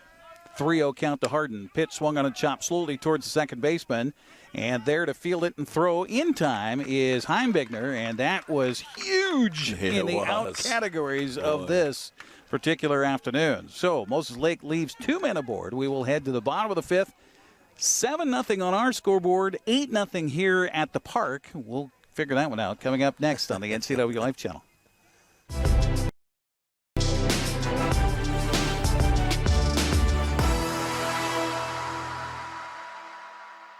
Watch Vibrant Living, brought to you by the Wenatchee Valley Senior Activity Center. Find out about programs and activities for ages 50 and over, and meet amazing seniors who contribute to our community. New episodes Sundays at 1:30 p.m., replayed throughout the week on the NCWLIFE Channel. You love to help others. You need a solid career. You can have it all with help from Charter College.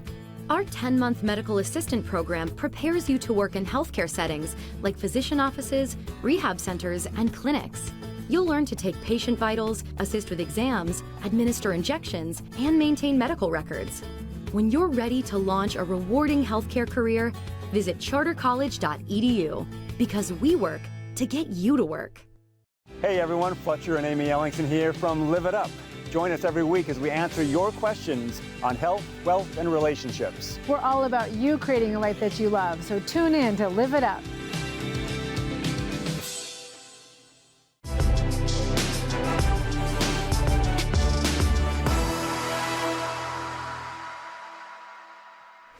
Welcome back once again to Dan White Field. Carter Heimbigner leads things off here for Eastmont in the bottom of the fifth, trailing at 7-0 to Moses Lake. And the first pitch to him is a strike on the outside corner, 0-1 to count to Carter. Drew Greninger, second pitcher of the afternoon, on the bump here for Moses Lake.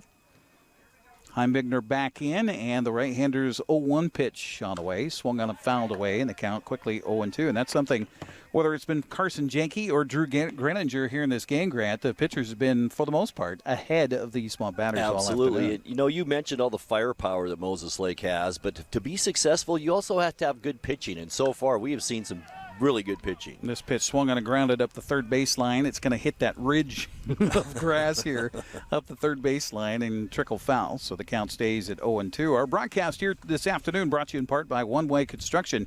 Your project, your way. Find them online at onewayconstructionnw.com. You get a chance if you run into any of these folks that you see or hear about on our broadcast, be sure and say, hey, I see you're a sponsor of stuff on NCWLIFE Channel. Thanks for doing that. That would go a long way for us. It would. Heimbigner takes that pitch. Good eye there. The pitch misses just low, so the count goes to a ball and 2 strikes on Carter. Greninger with the delivery to the plate. Swung on and missed. Strikeouts number 2 for Greninger in relief. 1 down for Eastmont. Back to the top of the order for center fielder Cooper Richards. Richards 0 for 2 today. He grounded out to short in the first and to the first baseman back in the third. Curveball here doesn't curve much, missing outside for ball 1. As we mentioned, Eastmont will be at Moses Lake on Friday for a doubleheader. And then a week from today, we'll be on the road at Davis and then host Davis next week, end of next week, in a twin bill here at Dan White Field. First time they'll play their Cross River rival Wenatchee will be on April 12th. This pitch swung on a hit hard, and that'll get through for a base hit to the right side. Cooper Richards aboard with 1 down here for Eastmont in the 5th. Base runners have been few and far between. Eastmont with 4 base runners make that the 5th base runner of the day here in the 5th inning. Luke Gale, who was a shortstop, a pitcher, and then back at shortstop, steps up now looking for his first hit of the day. And the first pitch to him swung on, popped up to the left side of the infield. Shortstop Avery Passy going out. The left fielder, though, will give way, and Seth Olson will make the catch for the out. Just how that's supposed to be done. Shortstop gives way to the outfielder running in instead of you running out to try and find that ball. Perfectly done. Yeah, and usually those balls hit like that have some English on them, so they're not just going up and down. They're going sideways, too. And to try to get that over your shoulder and find the ball, and you're going from dirt to grass, it's just a challenge. It is. So stepping up to bat here for Logan Schneider will be the new pitcher. So we figured that they're going to have to bring somebody up to hit for Logan Schneider. So that'll be Skylar Bryant getting his first bat of the day. Takes the first pitch for a ball and then swings and fouls the second ball off. Evens the count at 1 ball and 1 strike.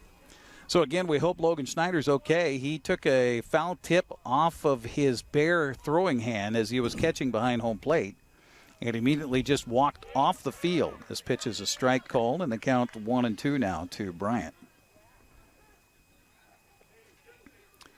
I see the gator that's running out there on the outfield wall. That typically is the gator used by the medical staff here at Eastmont. This pitch swung and grounded slowly to the third baseman. Purcell there. He's going to try to go to second, threw it into right field. Well, that indecision cost him another base for Moses Lake. Purcell had an easy throw to second. Yeah, he did. They had 2 outs, and he could have thrown to first. You just want to get the third out there. But right. No.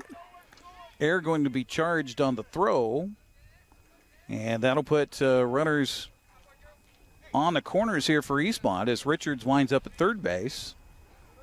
Bryant's aboard at first, and we got a bat just off of the batting area here at home plate, so they'll have to retrieve that. As Jet Llewellyn, who's our new catcher, will step up here with a chance for Eastmont with runners on the corners. Yet to score in this game. In fact, Eastmont looking for just their second run of the season in 3 games. This pitch is a strike on the outside corner. Took a little bit off of that one. Yeah, that was a nice pitch. It's a great opportunity for Eastmont right here just to get something on the board. Llewellyn got a board on his last at bat on an error on the throw by the pitcher. Now that basically swinging bunt single up the third baseline. This pitch misses in the dirt for a ball. 1-1 to count to Jet. Name like that, you got to be fast. I was just going to say, I hope he's fast. The 1-1 pitch is strike called. Boy, I think Jet thought that was low. Home plate umpire Jeff Levitt does not agree and says, nope, that's a strike. So 1-2 the count. So with 2 outs, runners on the corners, got to be ready to hit here. The 1-2 pitch on the way by Granstrom is swung on, and he stayed alive on that one and just fouled it off on the first base side. Decided that looked good, just a little bit late. That's some good twitchy reflexes, though, to get that bat out there in time to go. Yes. Ooh, ooh, ooh, ooh. Right. 1-2 the count remains on Jet Llewellyn. With Richards at third. The pitch here swung on and grounded to the left side of the infield. Over to field it. Oh, it goes right through the wickets of the shortstop, and a run's going to score, and Eastmont is on the board. Another weird hop out there. Yeah, this infield is tough, especially if you're the visiting team and not used to playing on it. That will go down as an error, I believe, on the shortstop, on Avery Passy, even though, well, that's a tough ball. But he did get over to his right. He did get his glove down, and it just went right through the wickets. So now they're going to have a discussion on the mound with Eastmont with 2 aboard and 2 outs and 1 in here in the 5th inning. Our broadcast today on the NCWLIFE Channel brought to you in part by Rivercom 911. Rivercom 911 is hiring. See what a career as a telecommunicator can do for you and what you could do for your community. Go to rivercom911.org to apply today. First of 2 broadcasts this week here on the NCWLIFE Channel as far as our sports world is concerned. We'll be at Liebofto Field at the Apple Bowl coming up on Friday for soccer.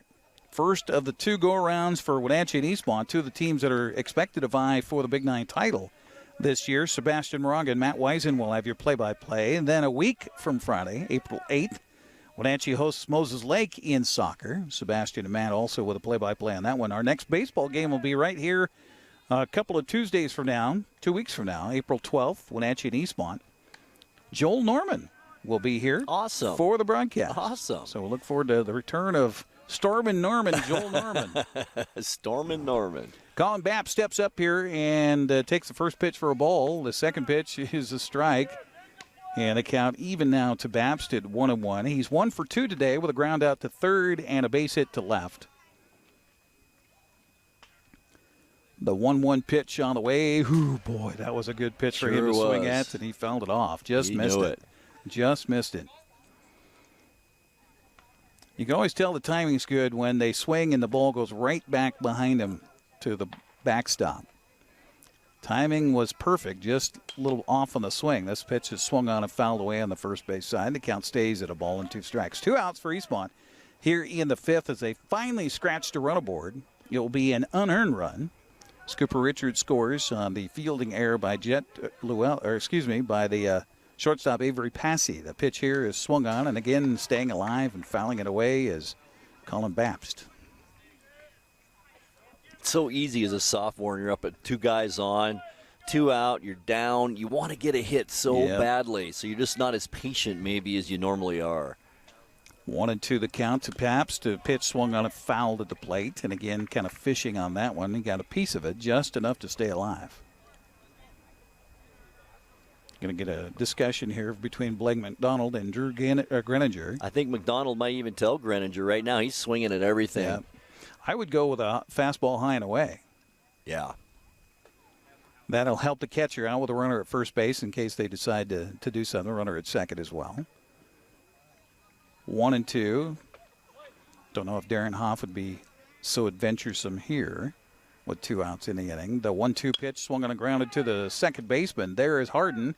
He'll field and throw, and he got a decent bounce this time. Yeah, he did. And that'll do it for Eastmont. But they do get a run on a base hit, 2 errors, 2 men are left. We'll head to the 6th inning. It's now, well, we'll go with what the scoreboard says, 8-1. Moses Lake on top. You're watching Big 9 Baseball on the NCWLIFE Channel.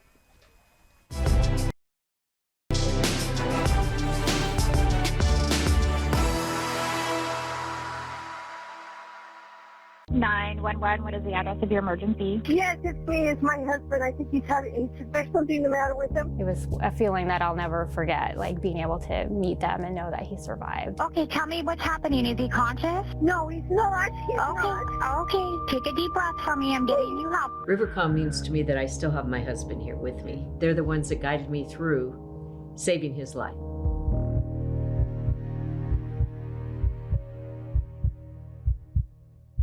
Come on, I'm a certified technician. I was trained to take good care of you. 9. I've only been to the dealer. I've been coming here for years. These guys are great. Look around. The BMW, the Jag, the Volvo, they're all waiting for regular service. Well, the BMW has a little computer issue, but that's nothing we can't handle. Come on in. From regular maintenance to computer troubleshooting, trust the Global Car Care technicians with your import, diesel-powered, or domestic vehicle. Global Car Care. They speak your car's language. Dankeschön.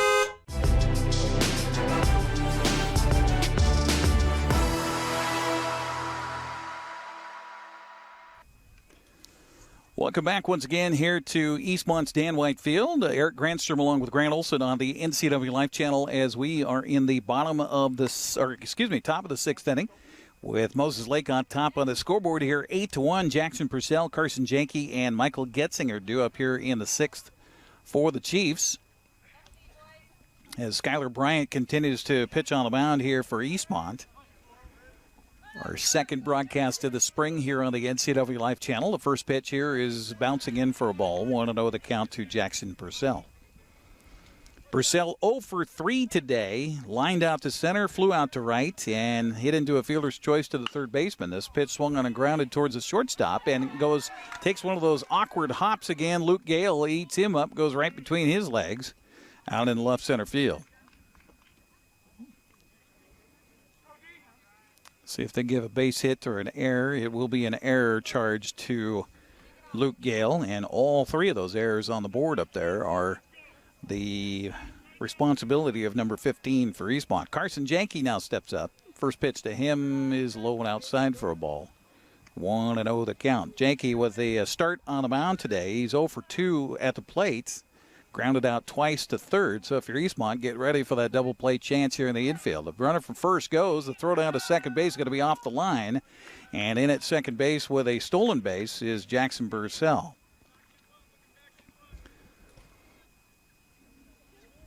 Again, it's Jet Llewellyn who is now catching for the Wildcats after Logan Schneider went down with an injury. This pitch misses outside. Good pick there by Llewellyn.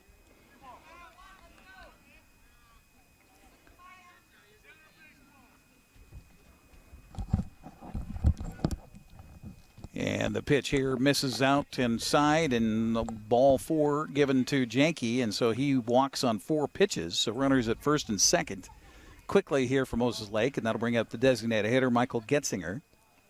Well, Eric, I just had a conversation with Logan Schneider in the Eastmont dugout, and the meaty base part of his hand is about the size of a baseball. Oh, geez. He's just sitting there right now, and he doesn't look good for Logan, unfortunately. We got a pinch hitter coming up for Michael Getzinger. It will be Maddox Gwynn, wears number 16. So having the last name of Gwynn, if you're in baseball, it's a good name to have. A lot of pressure. He's also got those uniforms on that look kind of, and how about this? Slap shot to left center, but in on the ball is Cooper Richards. He was playing in on the at-bat there. Covered a lot of ground out there. Nice job. Line out to center by Maddox Gwynn. You were talking about these uniforms being kind of San Diego Padre old school-ish. They are. They really do, I think. We'll have another pinch hitter coming up, and this will be number 6. Who on your roster there, Grant? Braden Anderson. Okay, so Braden Anderson will get an at-bat here for Blaine Mcdonald. So we'll see probably a new catch coming up in the bottom of the 6th inning defensively here for Moses Lake. Donnie Lindgren getting a chance to play a lot of extra bodies here with a big lead. This pitch misses inside for a ball. 1-0 the count to Braden Anderson. 8-1 our score on the scoreboard here at Dan White Field. Runners at first and second, 1 out. This pitch swung on and laced at center field for a base hit, and it goes under the glove of the center fielder, Cooper Richards. 1 run scores, and 2 runs are going to score as Richards finally comes up with a baseball, and then it goes under the glove of the third baseman, so that's going to allow another run to get over to third base. Oh, my. He gets to go home, doesn't he, Eric? Yeah, he does. I don't think it went out of play. Here he comes. Oh, yeah. It will be another run scored. How about that? So a base hit and an RBI for Blaine Mcdonald, and then that allowed 1 run to score. The second run scores on the error on the center fielder. And then on the throw over to third base, there's another error. And that will also be on the throw on the center fielder. So 3 runs score here for Moses Lake. And now they only have it at 10-1 on the scoreboard. I noticed that as soon as you were saying it. Oh, my. Pitch misses away for a ball. On my score sheet, folks, I had it as 7-0 coming into this inning, so that would make it 10-0. Right, I think that they just got it right now. Maybe now it's just right, yes. This pitch swung on and popped up on the left side of the infield, and who's going to call for it? It'll be the shortstop, Luke Gale, who makes the catch for the out. 2 outs here in the 6th. And we'll have another pinch hitter. Big dude. 42. Peyton Juarez. Okay. Big kid.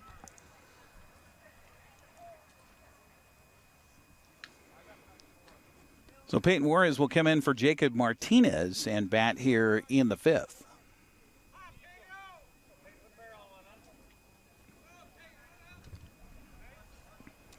I just heard some of the dugout hollering out and calling him Pedro. This pitch misses inside. He looks like a cleanup hitter. Yeah. 1-0 the count. As Peyton Juarez, according to our sheet anyway, steps back in. This pitch misses for a ball. 2-0 the count. His teammates could have helped him out a little bit. He's got his shirt tail untucked right in front, right over his fly to his pants. The 2-0 pitch on the way to the plate. Swung on a hit on a hop right to the shortstop. Right there is Luke Gale. The throw to first is in time for the outs. 6-3 on the putout, and that'll do it, but not before Moses Lake gets 3 runs in the inning without the benefit of a base hit. 3 errors on Eastmont. We will head to the bottom of the 6th. 10-1 the score on the scoreboard, and by gosh, that's what my sheet says as well. You're watching Big 9 Baseball on the NCWLIFE Channel.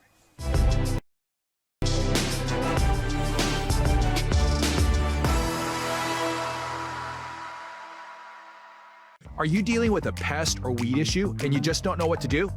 We use the best pest control methods approved for areas with kids and pets. Whether it's rats, mice, ants, or spiders, or something else altogether. We provide the coaching and solutions you're looking for. And you can know that your dollars are supporting a local, family-owned and operated business. Allow us to help you get back to living healthy and pest-free. Harvest Valley Pest Control. The road can be a crazy place. Uh-oh. That's why Les Schwab Tires fixes brakes, steering, and more. And those guys don't. Keep driving. I'm just glad Les Schwab puts my safety first, so I can backseat drive with confidence. At the Les Schwab Spring Tire Sale, save up to $150 when you buy select tires with financing. Les Schwab Tires, celebrating 70 years of doing the right thing.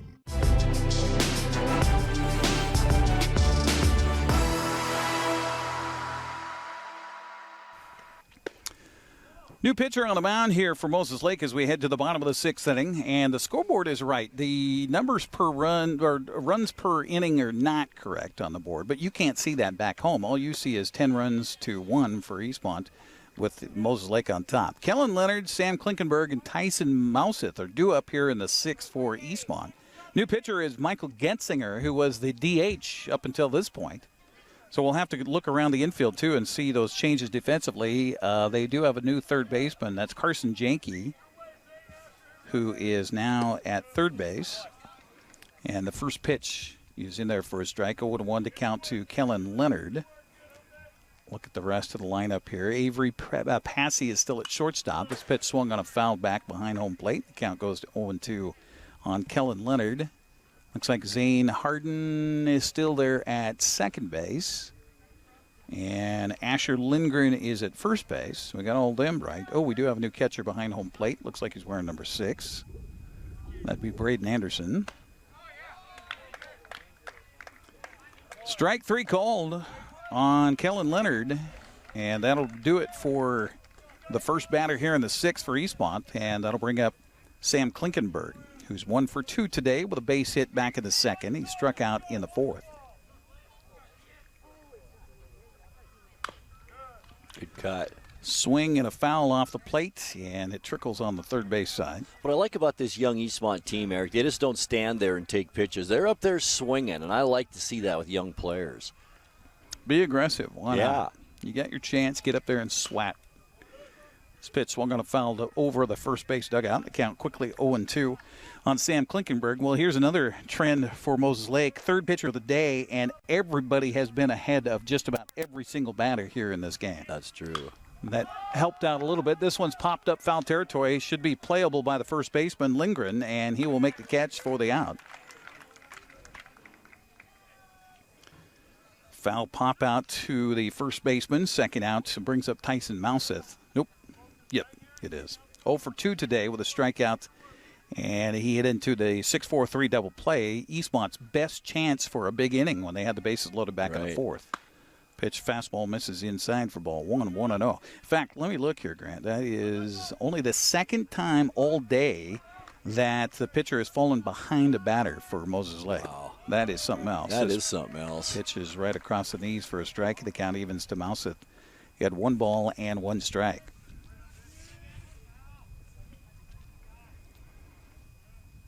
Wind and delivery on this pitch. Swung on and fouled back. And the count 1-2.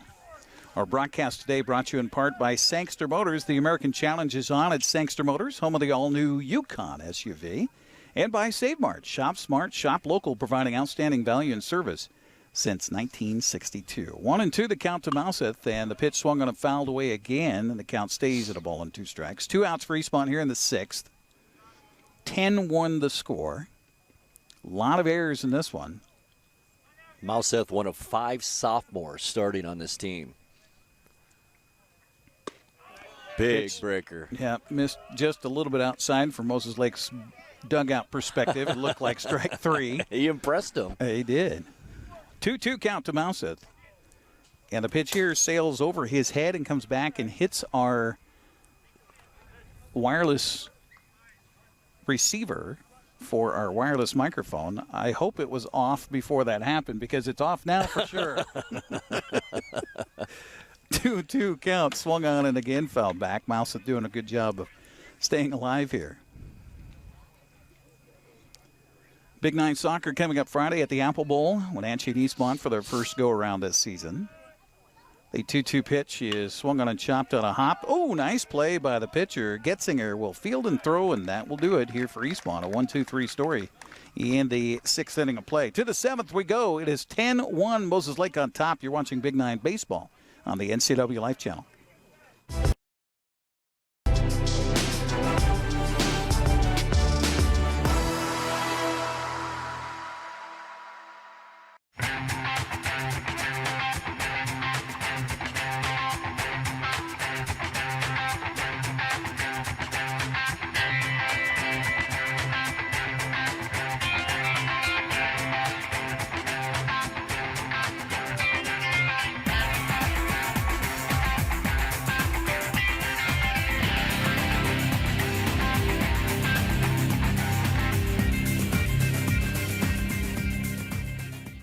Hi, folks. Welcome to Save Mart. How can we help you today? We're looking for a recliner. Okay, right this way. Go ahead and move this chase on the other side. You can mess with it. Great. I want that one. I like that one. That's a great choice. And I want this one as well. Okay. And I definitely want this one. You'll find it at Save Mart. Full service at a low, low price.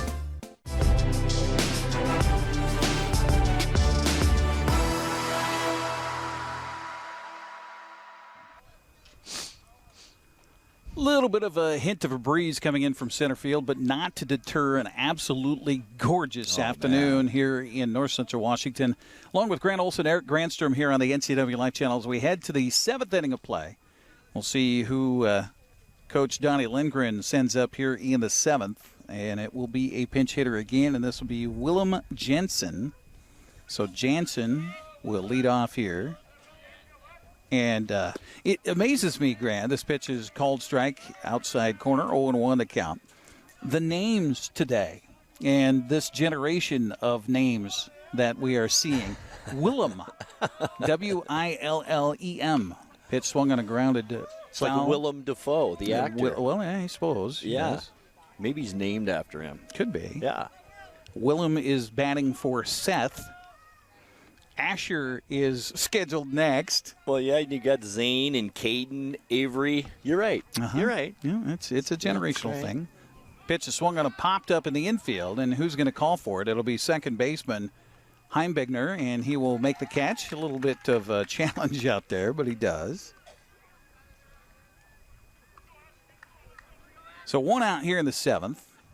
And Asher Lindgren is scheduled, and by gosh, he is up there at the plate looking for his second base hit of the day. He's 1 for 2 officially. He's got a couple of walks to his credit today. Also scored a run. Struck out looking back in the first. Not a lot of strikeouts for the Eastmont pitchers here today. This pitch swung on and hit hard to left center field. That's going to get down for extra bases possibly, although we've seen that ball die out there.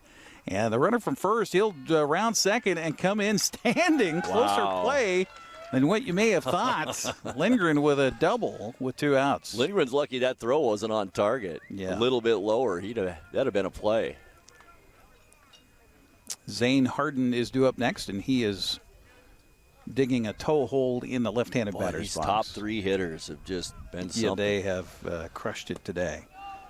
Zane is 2 for 3 today with 3 RBIs. First pitch misses for a ball to Harden, second baseman for Moses Lake. Missing outside is Skylar Bryant, third pitcher of the day for Eastmont. By the way, we are in the final frame here, unless Eastmont can have one heck of a comeback here in the bottom of the 7th. 2-0 pitch, swung on and again hit to left center field. Is going to get on for a base hit, and that's going to score another run. As the left fielder, finally, Keldon Leonard will dig it out, but not before a double for Zane Harden. So back-to-back doubles for Moses Lake and give an RBI to Harden. How about 4 ribbies on the day? What a day. Those 3 lefties at the top of the order have done some damage today. And I notice Eastmont, I think they have 2 left-handed batters in their entire lineup. Yep, that's it. That we've seen anyway. That we've seen, right. We're going to get, looks like a pitching change. Darren Hoff coming out to grab the ball away from Skylar Bryant. So while the pitching change is made, we'll take a break. 60-second timeout here on the NCWLIFE Channel. Now the scoreboard says 19-1. I noticed. It's actually 11-1 is what I have it anyway. We'll stick with that. And we will come back on the NCWLIFE Channel right after this.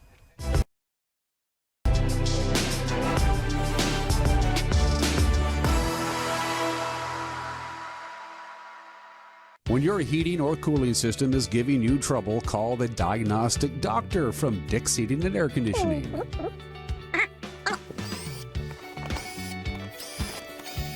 Here's the culprit right here.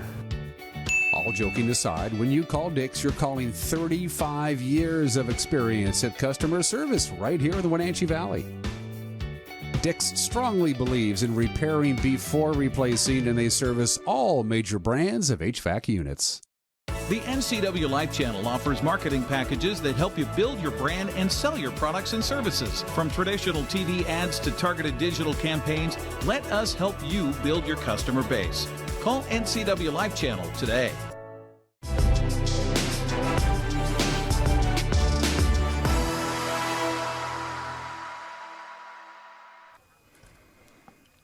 New pitcher on the mound for Eastmont will be Carter Heimbigner, who will come in from his second base position to take over on the mound here for Skylar Bryant and for the Eastmont Wildcats, with one aboard and one out and one run in here for Moses Lake in the 7th inning.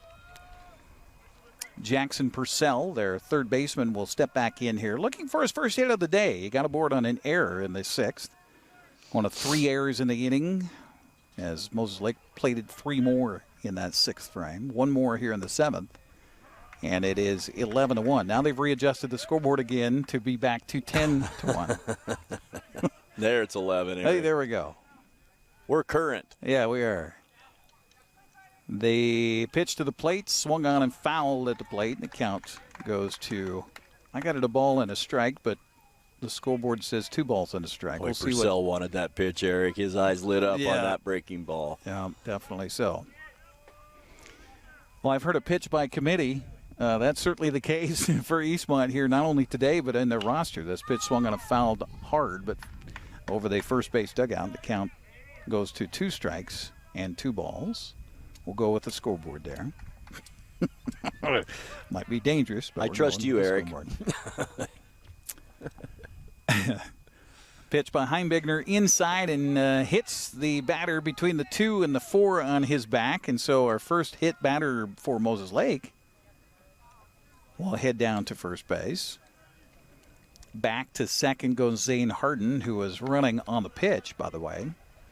And this will bring up Carson Janke.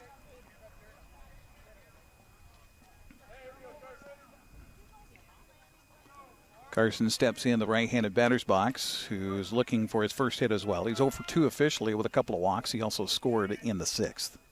This pitch goes all the way to the backstop, so the runners will move up 90 feet on a wild pitch.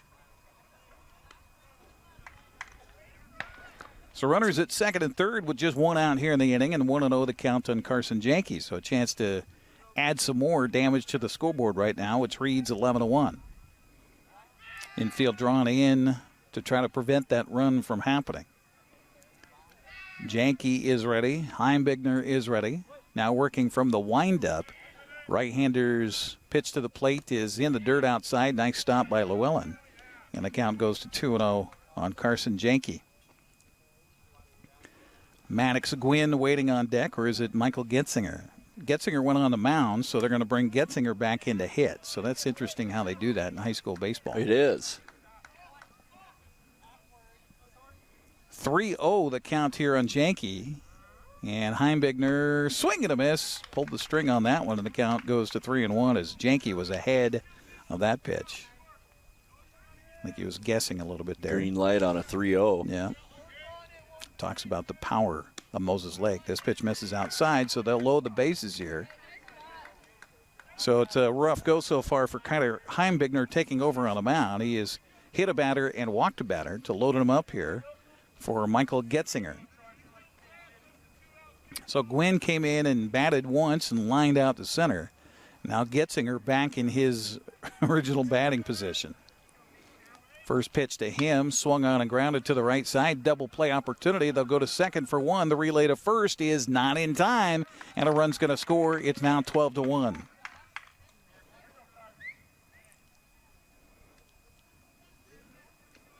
So on a normal infield with shorter grass, that ball would have gotten to the second baseman a little bit quicker. And they would have had a much better chance at that double play ball. So Harden comes in to score. Getzinger winds up at first on a fielder's choice. Over to third base goes Purcell. And this pitch is fouled away by Braden Anderson. Catcher now for Moses Lake. 0-1 the count to him. Anderson's second trip to the plate. Got a base hit and a run. Pitch to him here is a strike on the outside corner. That was a nice pitch. That was a beautiful pitch. 0-2 the count quickly on Anderson here. 2 runs are in for Moses Lake. It sounded like a gunshot. Sure I think did. it's a track meet going on next door, so no need to panic. Shortstop will field this one, and Luke Gale will take it to the bag himself at second for the force there. And that will do it, but not before the Chiefs get 2 runs. They leave a couple. We'll head to the bottom of the 7th. Last chance for Eastmont as the Chiefs now lead it 12-1 here on the NCWLIFE Channel.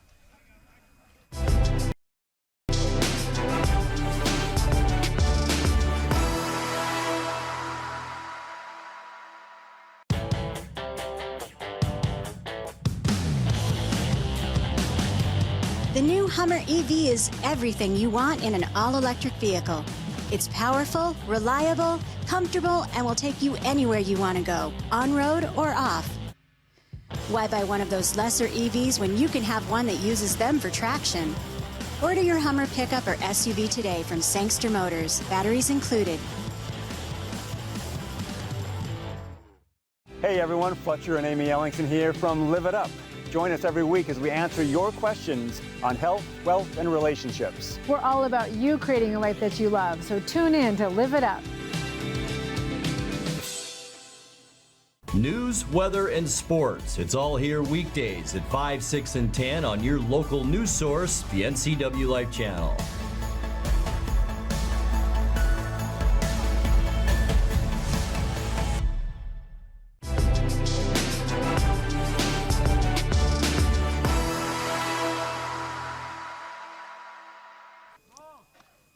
Twelve to 1 as we head to the bottom of the 7th inning, and last go-around chance here for Eastmont, and we will see a pinch hitter coming up here to start it off for the Wildcats. Due up was Carter Heimbegner, but it looks like number 6 strolling to the plate for Eastmont, and that will be Valente Barrios. Only a freshman. So Barrios steps up in the left-handed batter's box. There he's talking about your left-handed hitters, Grant. The first pitch is a fastball missing high for ball 1. 1-0 the count. Valente Barrios. Good baseball name. It is. Number 6. His pitch swung on and hit foul over the third base dugout. The count goes to 1-1 on Barrios. Batting for Heimbegner here for Eastmont in their last chance in the 7th. 1-1 pitch on the way by Getzinger is high for a ball. 2-1. His warm-up tosses Grant in between innings. I thought, man, he's got a little bit of speed on these pitches. 2-1 pitch to the plate is missing outside for ball 3. Eastmont dire need of a big-time rally here, trailing it by 11 in the bottom of the 7th. Pitch on the way to the plate is low and inside for ball 4, so Barrios gets aboard on a leadoff walk.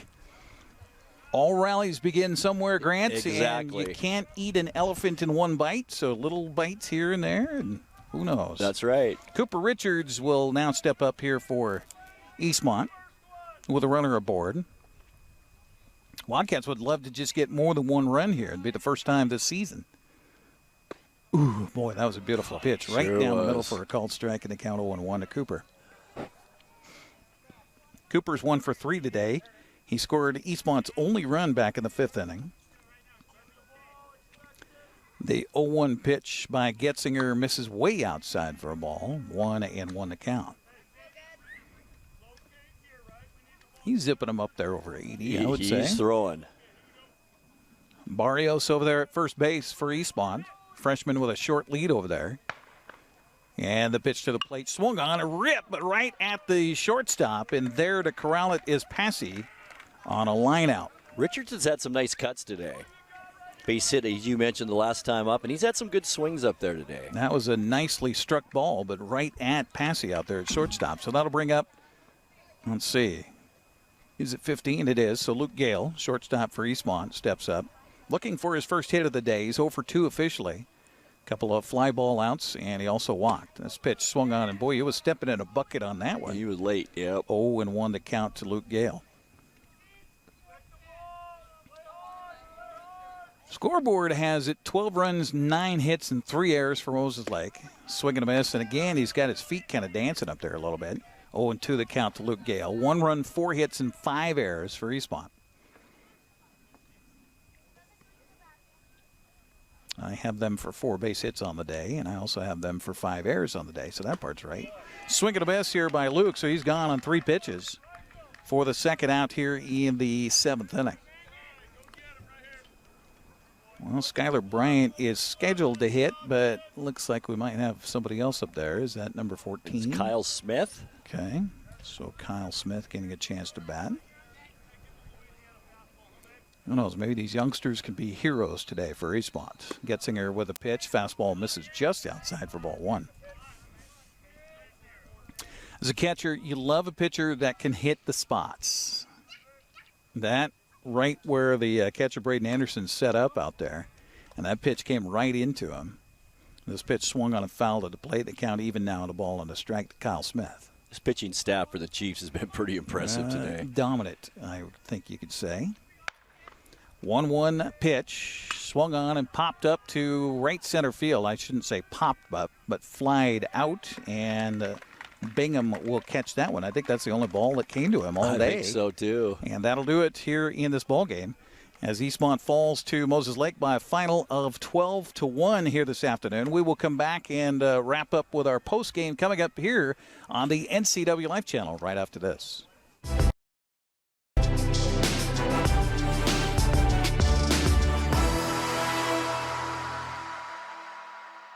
NCWLIFE really does a great job of exposing our brand. It's a little scary at first, right? You're just throwing money out there hoping it comes back. And to see those results come back through and see people walk through the door and say, hey, saw your TV advertisement. Those are the kinds of things that you see the return on. And when you look at the cost spent, you know you're making a return on it. There's a huge market here and market potential, and they are a great avenue for that.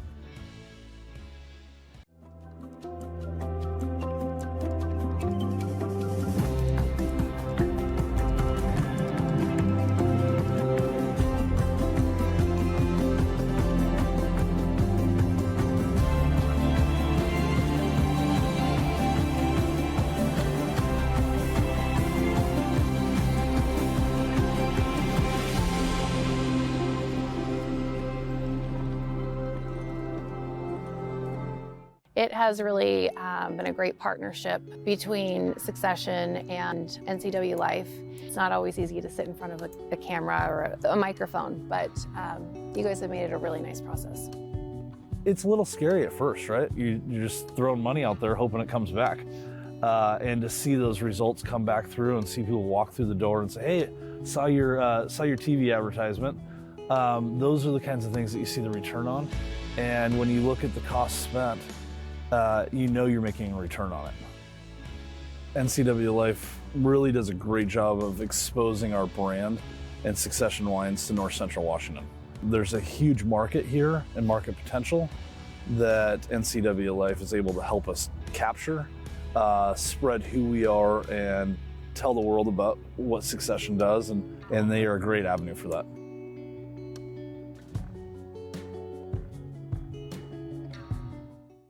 When your heating or cooling system is giving you trouble, call the diagnostic doctor from Dick's Heating and Air Conditioning.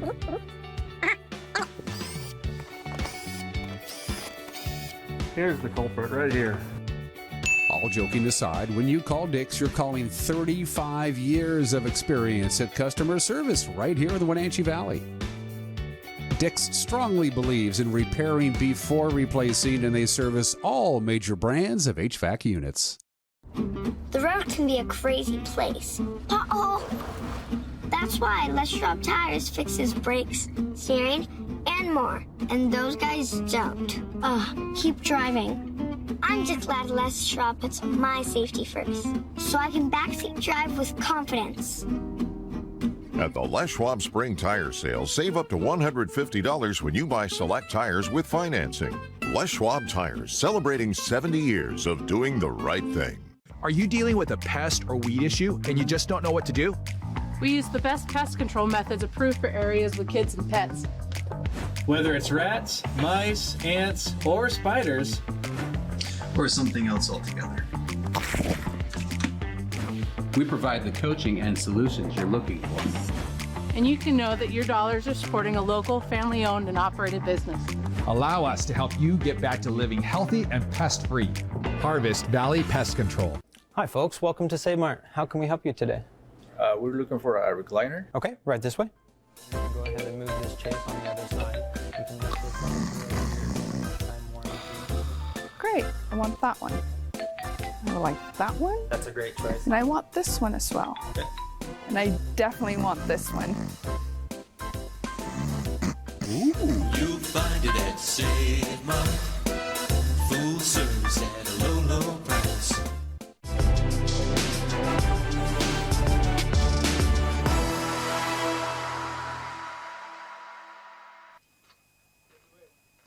One more time around here on the postgame show on the NCWLIFE Channel, where the Moses Lake Chiefs knock off the Eastmont Wildcats by a score of 12-1 today. And Grant, we talked about it on the top part of the broadcast, as pitching is where it starts and pitching is where it ends. And the young man who got the start today for the Moses Lake Chiefs, Carson Janke, was certainly the man today. He set the stage for this team today. He got the outs he needed to early against Eastmont, and then Moses Lake, lots of firepower. They supported him big time, and no matter who they brought in then on the mound, it was successful for the Chiefs. Yeah, threw a lot of strikes here today, and they also got some hitting, as you talked about, the top end of that order with Zane Harden goes 3 for 4 with 4 RBIs on the afternoon, couple of hits each also for Seth Olson and Asher Lindgren. Another game where Moses Lake puts double digits up on the board. And it's not going to be the first time this year. This is an experienced, very well-coached baseball team. And I think, on the other hand, Eastmont's young. They are so young. 5 sophomores starting. They're going to come around during this season. More experience, the better for this team. Absolutely. We're going to see them in a couple of weeks right here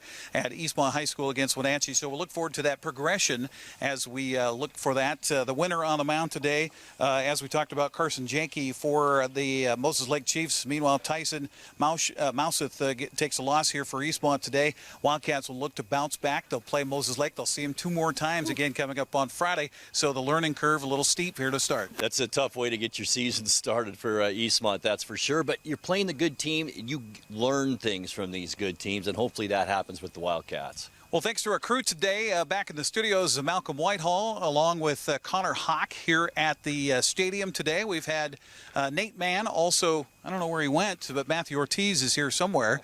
For Grant Olson, I'm Eric Granstrom. Also, of course, thanks to Dan Kuntz, who is Yankee scout. Is that what he told us earlier today? Something along those lines. He had the JV squad thinking he was a scout for the Yankees. So that's going to do it for our broadcast here today. Again, the final score, Moses Lake tops Eastmont by that final of 12-1.